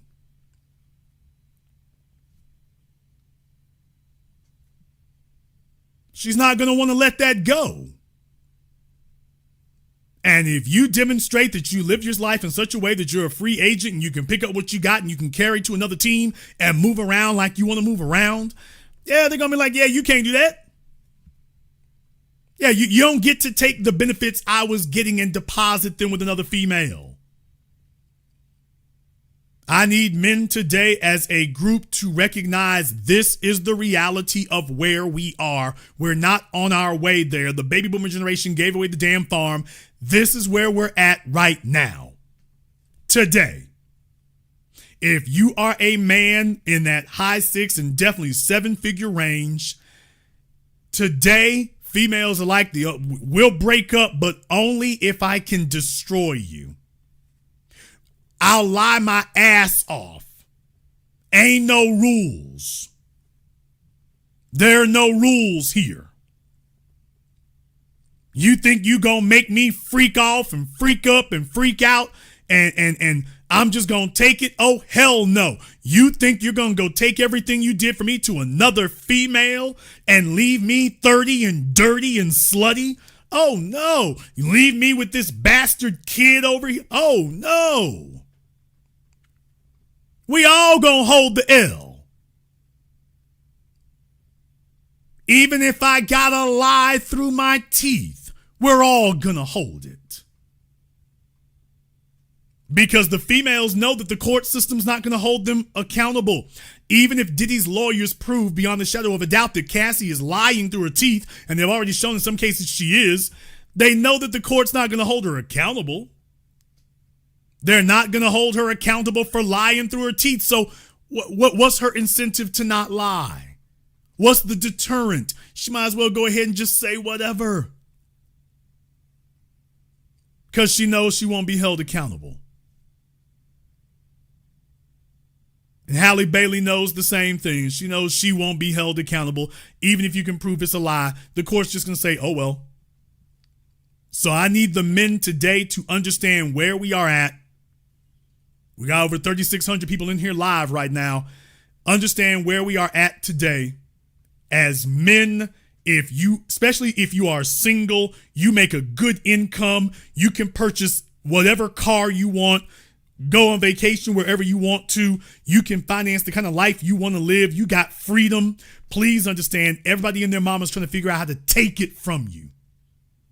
You don't even have to be a celebrity, but understand, American society today is trying to figure out, how do we take this from you? You don't get to keep it. So from here on in, fellas, if you want to live that freak off life, you got to have cameras rolling. Nobody's going to take your word for it. If she decides that she's upset because you've decided that she's got too slick at the mouth this weekend, and now that's it, she's getting her walking papers, she's going to come back and lie on you. She's going to come back and lie, and she's going to take her chances. What are the realistic chances? I'll get prosecuted if I lie on him. Well, can I hurt him more than me because she doesn't have anything else? So, fellas, please understand, right now, the way you're going to have to be doing it, fellas, y'all sitting up here taking selfies of your damn selves on Instagram. You need to make sure you got cameras rolling at your place. Long as it is disclosed to everybody that they're being, if they come on the premises of your house, that they're being recorded. That's the only thing you have to make sure of, is that everybody understands if you come on these premises, you are being recorded. And whatever happens on your premises is being recorded. Okay. That's the first thing I'm going to tell you. Second thing I'm going to tell you is all communications need to be by text, not telephone, unless you're recording it. I live in Louisiana, a one-party state. We can record all of our phone calls. If you're not recording, especially if you and her have ever had a fight or a falling out, you know full damn well, it's like you like getting a little temperamental chicks because they crazy, because crazy chicks have the best sex. Yeah, they also flip out the worst. You better make sure that everything is documented. If she says anything that even implies that you were abusive to her in some way, you could tell her she's lying or what the hell you think you're trying to pull, and then that's it. She got to go right then. Fellas, you don't keep her around for another 3 or 4 years for her to start racking up time that she can start claiming things happened. Y'all be playing with chicks who be playing the abusive game. If she even implies that you were abusive, she got to go right then, right there. This is the last time in life you two are ever going to speak. This is it. She's letting you know she's gearing up for this. Dudes will still be sleeping with her as if, well, I got a little bit more time before she go to folk. Really?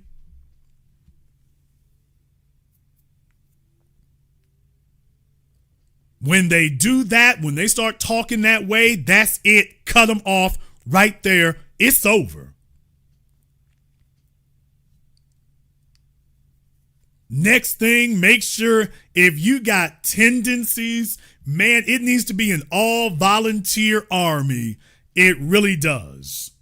It's got to be an all-volunteer army. It's got to be. Don't be. Kevin Samuels was telling y'all pay for sex. I said it years ago that was dumb as hell. How's that working out for some of the clowns who tried to argue with me? Oh, they hate it when I bring up that. Yeah, okay, you listen to the wrong damn folk. Go paying for sex. Okay, they're not prosecuting the hookers and escorts that Diddy paid for. They're prosecuting him. They're not going after the hookers and escorts. They're only going after Diddy. So how well did that advice work out for you all?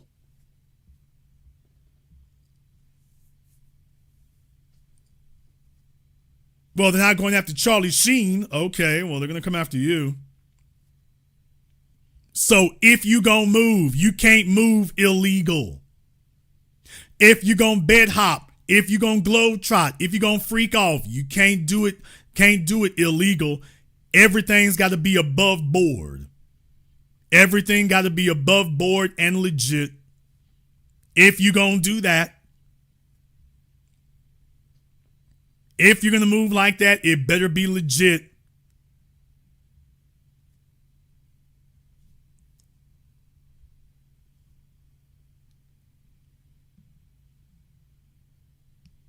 A lot of folks here do not want to understand that. Y'all listen to terrible advice. People on the internet guessing their way through things. Diddy did all that stuff that he said. Okay, how'd this turn out? Oh boy, here, hold your RICO. Hold your RICO charge.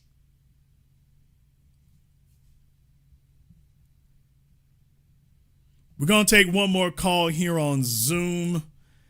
Let me go ahead and get one more on Zoom here. Okay, we got One Love on Zoom. What's on your mind, brother? Yes, sir, man. I just had to jump on, man. You know how scary this is. First off, B1 TBA, man. You're doing God's work, man. This is so scary. You know, I only jump on when it hit home. I had let me just be honest. I had an old freak off back in college. No Diddy. It wasn't no Diddy freak off. But I caught me one of them little chicks, Alabama A&M. She was coming out the football dorm room. Hoodie on, everything. I just caught her in the stairwell. I'm like, hey, what's up? You gonna come to my spot? Made a schedule, TBA. This was 2000. That's 25 years ago. This is why I don't cheat on my wife, because these females can't keep no secret. First off, it ain't just that I'm just so moral. I am, but you feel me? But when it comes down to what happened that night, man, it was 6 of us in there. We were playing Tiger Woods golf on PlayStation 1. This 2000, 99, 2000. We took pictures. Nigga, what? I had a, you remember the Kodak disposable cameras? Oh, man. I had a disposable Kodak camera. I was skeptical about them, developing the pictures. But in all those pictures, TBA, ain't no distress. You see what I'm saying?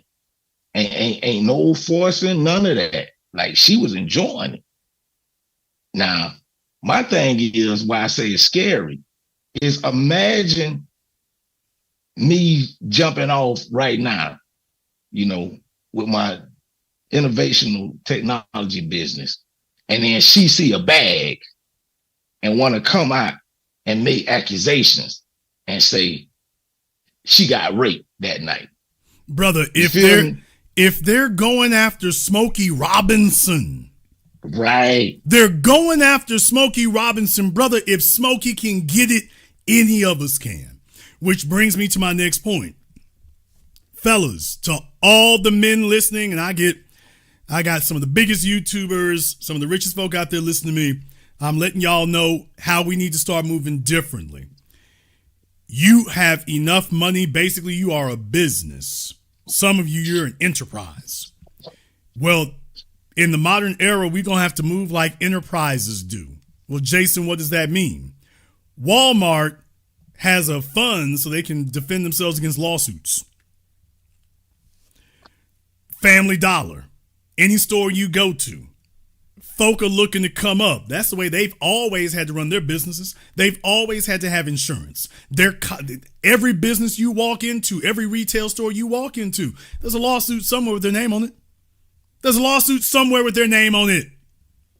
There's always somebody suing these folk. If it's a corporation, a business, an 18-wheeler, somebody with a bag, there's somebody trying to see if they can go steal something from you. Men who are built, if you're a producer, you're going to have to start moving the same way. You are going to have to start assuming that some scandalous broad somewhere is going to try something legally. You're going to have to assume it. I don't know if it'll be today. I don't know if it'll be next week. I don't know, because you don't know what they're watching and what they'll see. She might not find out you get the bag until 10 years after you've been rolling. Then again, she might wait 10 years after you've been rolling. So she might be conflicting with herself. This is kind of dirty if I do this. After all, I'm the one who broke up with him. What? I'm serious, fellas. Cassie was the one who broke up with Diddy. Now take a look what happened. Now, she was the one who got up and walked away. It's like, okay, bygones be bygones. Did she keep walking? She went off and got a whole damn husband so she can go drag this man through federal court. Now, you think he's an exception? Or have you forgotten this? No, it's just the right one ain't seen you yet. And one more thing. Don't think that this is limited to girlfriends or wives or jump-offs or females you even know. Fellas, there are 3 stories that were in the news in just the last few months of men getting arrested because of females walking through a parking lot. The police taking a look at the damn video. It clearly shows this ain't him. Nobody's even touching her, but she said, but before they got it on video, he did. The police, okay, good enough for us, and they're out arresting people. I can name 3 cases right now. There was one of a guy in a wheelchair. Y'all might have seen it on YouTube. Fell in a wheelchair. She said that he walked up to her front door and tried to rape her. TV8. He comes to the damn police station in his wheelchair. Don't you know the police yanked him out of his wheelchair? In the police station. He's screaming at them, no, my legs don't work. They're like, oh, you faking. So he's lawyered up, but they could have killed him with that, actually. He could have broken his hip and died. Old folk die like that all the time. So what I'm saying is this is the environment that we're in. They ain't giving a damn. They're really not. Primarily because we as men have not gotten together. We haven't sued. We haven't fought back. We haven't made this thing critical on folks. That, you're not going to do that kind of stuff. But fellas are too busy chasing sex to worry about the damn system going at them. But what I'm saying is that as men, you're going to have to, if your money is straight, you're going to have to start assuming at some point that's going to happen. At some point, somebody going to try it. Even if they never try it, what's to stop them? Especially as black males, we get blamed crazy stuff on us all the damn time. So we need to start assuming it goes deeper than that. So as men, you have to start assuming somebody going to try something. I need to have some money set back, some money put back to fund that if that ever occurs. If it never does, great. But in the event it does, we need to start preparing ourselves to be ready beforehand. There's too much of it happening. It's become too commonplace, and they're not punishing. These women go in there lying. You prove they're lying, and nobody's arresting them for it. So we're going to have to start running ourselves like businesses, which means you have a legal fund, so you take care of your own, so that we can start the process of reversing this trend and enforcing your own justice. That's what it needs to be.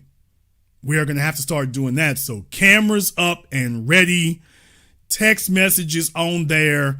We're not having anybody talk to us crazy about anything. One strike and they're gone, which is why you need to have more than one female so that you ain't so desperate to hold on to one crazy chick over here that you're letting things go because you don't have another option. And also, worst come to worst, anything can happen, and the society is enforcing it because men are the ones with the assets, so they don't give a damn how they steal it from us. And I also need to remind you all of one more thing. Please understand, your average DA ain't looking at you, Fannie Willis. They ain't really balling like that. And they're angry and upset and bitter with anyone who is. So there's a reason why they're going after your favorite rappers and whatnot, because those are people who made it on a level that those folk never will. And yeah, you're damn right. They're jealous and envious and angry as hell. It's like, okay, I can't make your money, but I can sue you. And that's literally what we're up against right now. This is really where we're at. So as a group, men are going to have to run differently. Am I guaranteeing you that this will keep you safe? Hell no. Am I guaranteeing you that it will be a 100% panacea? Absolutely not. You're in a cricket ass system. What I am guaranteeing you is that it's a hell of a whole lot better than having nothing. It's a whole lot better than being prepared for nothing. And walking out there talking about, well, it's my word against hers.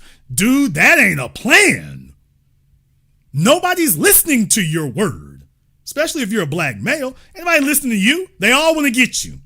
They're jealous of you, and they all want to get you. Your word is not good enough. You have to have all your ducks lined up beforehand. Well, Jason, oh hell, here comes dummy talk. Let me talk. Yes, it's untrustworthy and suspicious, and fools want to sit up here and be talking about trusting people. Man, damn that. Damn that. I don't want to believe in people. I want to know. I'm not here to believe in you. I'm not here to trust you. I'm here to trust me. I told y'all that for years. I don't trust women. I lead women. You sitting up here trying to find a buddy to trust. What the hell? Trust your mama. Actually, sometimes she jiving too, as the old song says. But this is the fellas, all I can say is, hey, keep walking around. If you do that, man, go ahead and keep doing that. Walk around out here on the damn honor system and tell yourselves what won't happen. And oh, well, it won't be that bad. Well, Jason, you understand, she really loved me. Well, she get crazy like that sometimes. Tell yourself that. Just keep saying that, and we'll see how that turns out. I'll let you have the last word. Yeah, I appreciate it. I want to say this of what you said, then I'm going to end off the two reasons that make it scary. But I had a partner that said, if you win the lotto, what's the first thing you'll buy? And of course, he gave me two responses. And then he was like, no, first thing you buy is a lawyer. Because if you win a lotto and get all that money, everybody coming to get it. That's just a touch on what you said. And that's just real talk. The two things that make it scary, that make it so scary, TBA, is first off, this chick told her friend, this was right before Christmas break, at college. And she left, but her friend was still there. And her friend came up to me and like, well, look, I heard what y'all did the other night. But she was saying with a smile, I heard what y'all did. And I'm like, what you talking about? And she said the chick name. And she just had this look on her face, just smiling. And I'm like, dang, that chick ain't wait. She told everybody. The second thing that make it scary is that if she was doing that back then, 25 years ago, she ain't make nothing of herself today. And I'm turning down, contracts worth millions if it ain't what the contract is worth. If that chick see my name flag across the news and we still in the same state, I moved back to Miami and came back to Alabama. So we still in the same state. What would stop her? Just like you said, what would stop her for just bringing something up and say, oh, we did that? I tell you, that's the scary part. The last part of the film, I still got those pictures and I've been married for 13 years. I keep them. Now, my wife happened to stumble upon them. Hey, I had to tell her, hey, they were 25 years ago. But I'd rather do that and have that conversation, TBA, than to not have those pictures and that chick come up with them accusations. That's what I wanted to say, TBA, B1. You're always cooking, baby. Thank you very much for giving us a call tonight. One more thing, fellas. One more thing. Don't call these heifers your wife. What? Do not say no stupidity like that. Every once in a while, you have a dummy who says something like that. Y'all need to quit that mess. Do not say that. Do not let them call themselves that. Do not let them text that. Pet names are a great and wonderful thing. Wife and wifey ain't one of them. Do not let a female say those words. Do not let her say that or claim that. That's not something you play with or joke about, especially if y'all got kids. You do not do that. You are literally giving her a common law claim. You're giving her that. I've tried to tell you fellas, especially the 7-figure men, don't let a female call you her husband. You don't call her your wife. And do not give her credit for anything you've done. Oh, they hating it. Don't give her credit for anything. You sit up here and talk about, I couldn't have done this without her, when she drags your ass into divorce court or paternity court or get some scumbag lawyer to sue you. She's going to be claiming that she did all of it. And all she got to do is show you posting up online. I couldn't have did this without her. She was an important integral part of what I was doing. This wouldn't be here without her. Okay, then how you going to get into court and say that she can't get it then? We got fellas out here built businesses on their own, got married to some chick later, and talking about what he couldn't do without her. Not realizing that she's playing the long game. And she's just sitting back, and when the day does come that she wants to smash your ass like a bug under a sledgehammer, you've given her all the documentation that she needs. He was calling me his wife. We got a couple kids, or it doesn't matter if you do or don't. If she's a single mom, oh, you're behind the 8 ball. Look, Your Honor, he's giving me credit for what we did. Now, let me give you the details. Then she starts lying about a bunch of things. Don't y'all know that that's where the hell DDG could end up at? What? No, I'm serious. Nigga, what? I'm serious. DDG could literally end up here. He just released an album that is doing disappointing numbers. But the bottom line is, if he has talked too much the damn wrong way, don't you know that Halle will try to take credit for his music if she can? Don't you know that she will? Can't you see her? Well, I'm a singer and a songwriter too, and some of the music that he did, I worked on it with him. If there's one text message, if there are any text messages that indicate that she helped him with that song, with any song, she can take credit for it. Now, you think you upset with she playing games with the kid? You think that she's above or beyond claiming that she helped you write music? No, fellas, you are not being ungrateful about a damn thing. You can give her all the blessings and accolades you need to face to face. You do not give credit for what you've accomplished to anybody. That's yours. Your job is to build the empire. Her job is to be a good citizen or assistant within it. You ain't supposed to be sitting up here so desperate. Make her feel a part of it. She's a part of it every time she turns that key in the lock and it opens.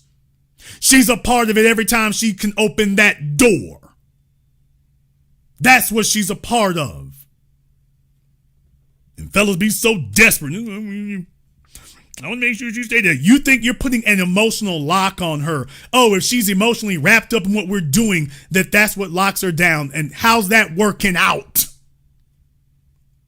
You're not binding her to you by putting her name on your accomplishments or your work. That's not what binds a woman to you. What it does do is set you up for somebody to snatch it out from under you. So on top of everything else I said to the fellas out there, make sure you are making your documentation straight. You ain't giving up nothing. And this will require a level of discipline. Well, Jason, how can you have a relationship? Y'all don't trust each other. As I do, I trust my judgment. I also trust what I see. When you lose track of that, then that's when you don't realize that things have switched up on you. You want to believe a damn fairy tale. Well, I'm going to find this chick and she's going to be eternally grateful to me. And she's just going to be always riding for me and everything going to be fine. And meanwhile, 60% divorce rate. This outrageous divorce rate. from females. You put the house in her name and write all this down. Baby, no, I'm extending myself, baby. You know I was all the way in for you. Okay.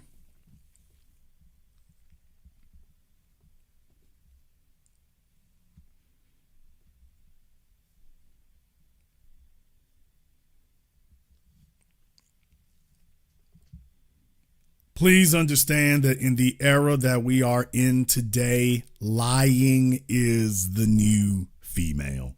That is where we're at. This is what we're doing. This is where it is.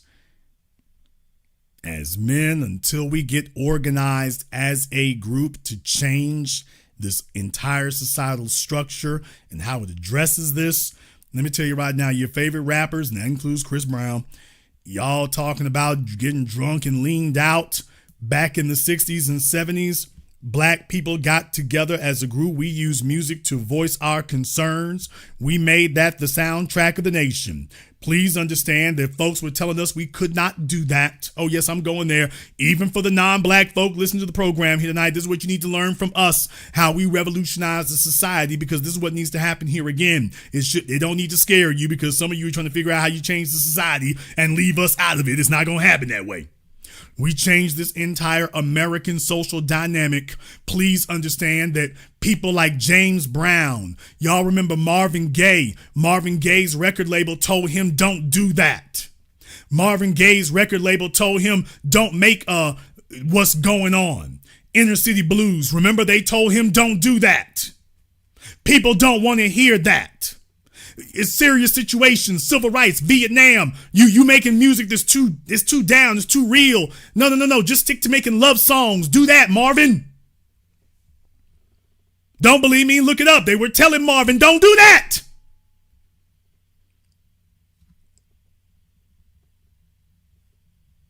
Nina Simone and the rest of them, no, don't be making this conscious music. Strange Fruit in Mississippi. And don't be talking about that. Just make music talking about dancing and juke jointing and rock and rolling. Just do that. Yes, that's what the white record labels were telling them. You don't need to make socially conscious music. You don't need to be talking about social events. Just make music for bobbing your head and shaking your rear end and getting in the groove. That's what you do. Do that. And those people were smart enough to say, hell no. No. We got something else going on here, man. And if we are not our own voices, nobody else is going to be. This is more important than the damn music. What good is the music if we're all living in a police state? And they used their musical pedigree to change the national conversation.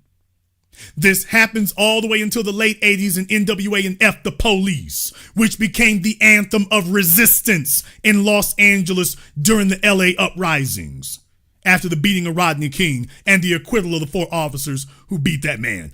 That song became the anthem of the uprising because you had artists who weren't just sitting there to play around and joke around and ass off. So DDG, while you making songs, some of you fellas, I wonder if it's being impressed on you. Maybe you need to drop a few tunes in there that rally the troops and talk about some real stuff that's really happening. While you sitting up here trying to figure out the next Insta thought that you can have join you on your damn program and you can't even see your damn son. And on your way to court for a chick who may or may not even be lying through her damn teeth. You know, maybe if you're going to go to work, instead of making songs about making love and flip-flopping the next set of draws, how about you talk about what's happening to you as men out here? How about that one? Of course, you got to be a man first. And deal with it, nigga. Before you can talk about men, you got to become one first. So perhaps I'm asking too much of you. But you know, if you're going to get in the damn studio, maybe this will be the impetus and the motivation that leads some of you and prompts some of you to start making some real music that's talking about what's really going on out here. And what's really happening. Because let me be clear about this, dumb nigga. Your chick will have no problem making a song talking about how terrible the men are. Damn! Women make songs like that all the damn time. From Beyonce to Cardi B to Nicki Minaj and anybody else you can name. Women always got a tune steady on deck to tell you how terrible men are. You're liars, you're cheaters, you're abusers, you're awful, you're womanizers, you're weak. The women always got a man-hating anthem. On deck, every time you turn around, they're talking trash.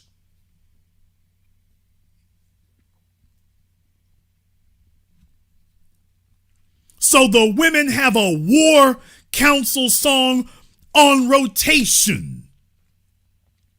The men are kissing ass and the women have a war council on rotation in their playlist. Constantly ready to go. And the men ain't talking about a damn thing. Except they talking about getting next to the females and getting blunted out. Can you figure out who's gonna win that conflict? So maybe some of you fellas who are getting put through the damn ringer right now, because the only person I see even trying to stick up for themselves in that regard may be Kanye West. I mean, other than that, yikes. But the fellas out here, you got studio time, you got a little YouTube channel when you could have spoke up for yourself, Dee Dee Dunce. You sitting up here kissing her ass. You think you're gonna rally the troops now? No, bro, you told us leave her alone. You told us she was all right and you didn't want anybody running her name down. You think you gonna be able to spin it on a platter and say, okay, everybody, now we all need to go in on Halle? Really? You think that's what's gonna work? Some of you fellas out here thinking, well, I don't want to alienate the female audience, so let me kiss their asses because you're raised by your mammy. You think that's what a man's supposed to do?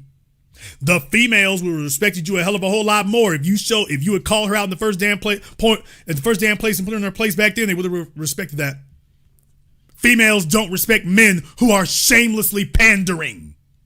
Women know that a real man doesn't agree with women that much. What?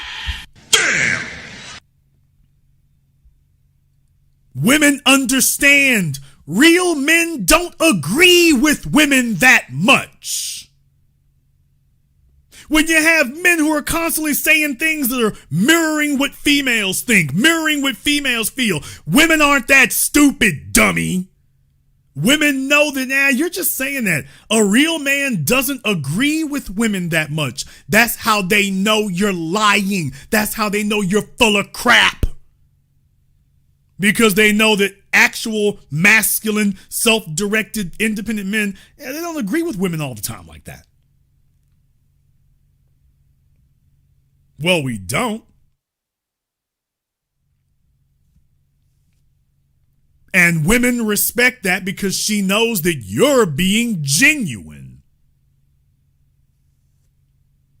You were kissing her ass, DDG, right up until the day she went to them damn people. Right up until then.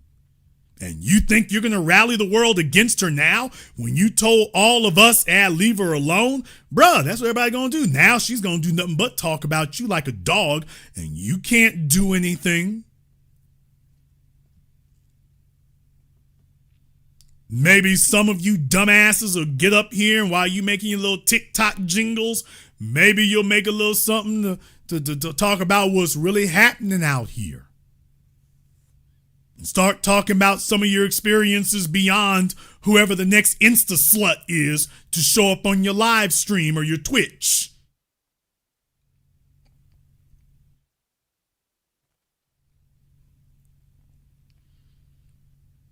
By the way, one more thing, and this may have already happened in DDG's case. In DDG's case, you think that Halle Bailey will be the only one? What? Damn!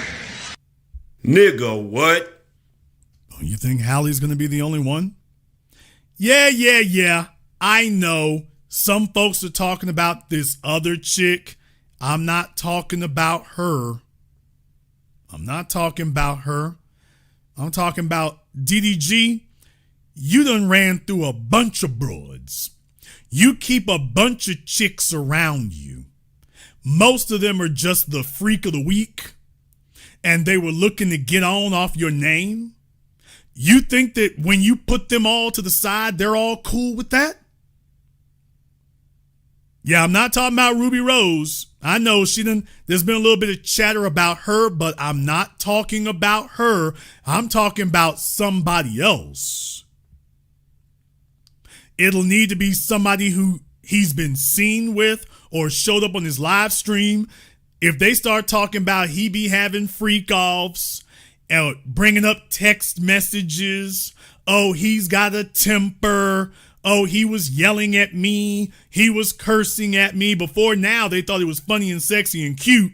But if they think they can take you down, all of a sudden, they're going to make it something else. So I want you all to understand, for DDG, he hasn't actually seen the real problem yet. If you didn't pay attention to Bill Cosby, Diddy, Chris Brown, R. Kelly, buddy, when it starts rolling downhill, it rolls downhill. When sharks smell blood in the water, they start coming for you.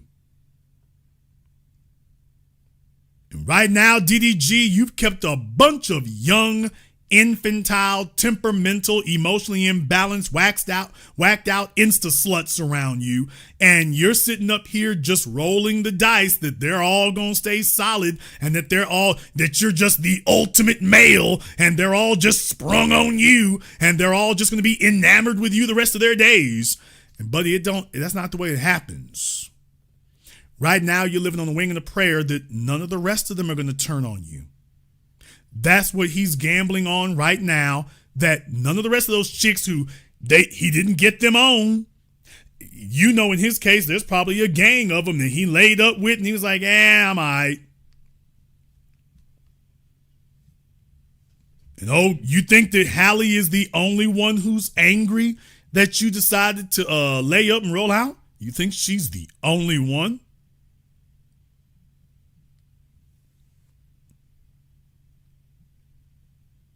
You think she's it? You think that was all? Okay. Keep your eyes and your ears open, folks. Keep your eyes and your ears open. This is Revenge of the Side Chicks, not Revenge of the Sith, Revenge of the Side Chicks. They are out here, they are angry, they are resentful, and they are looking for some payback. Move accordingly. We're going to go ahead and wrap things up here tonight. I want to thank everyone who has contributed to tonight's program on PayPal, Super Chat, Venmo, my man, the Jughead. Thank you very much for your support tonight, brother. We appreciate that. Alpha Male Pimp Network.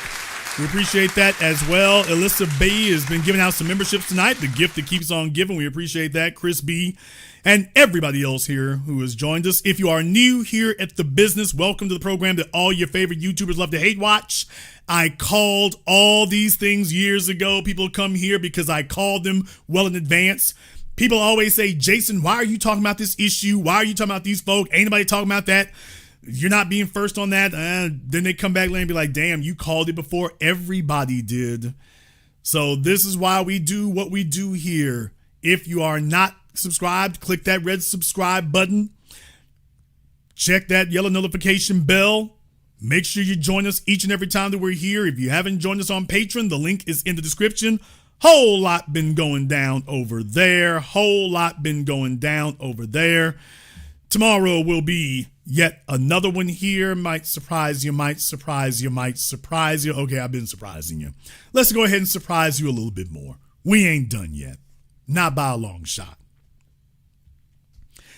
I want to thank all of you for joining tonight's program, live or recorded. Thank you all for liking, subscribing, and sharing. And this concludes tonight's broadcast of The Business. I am your host, your brother, your humble servant, Mr. Jason Black. And until next time, my brothers and my sisters from around the world, remember, handle your business or your business will handle you.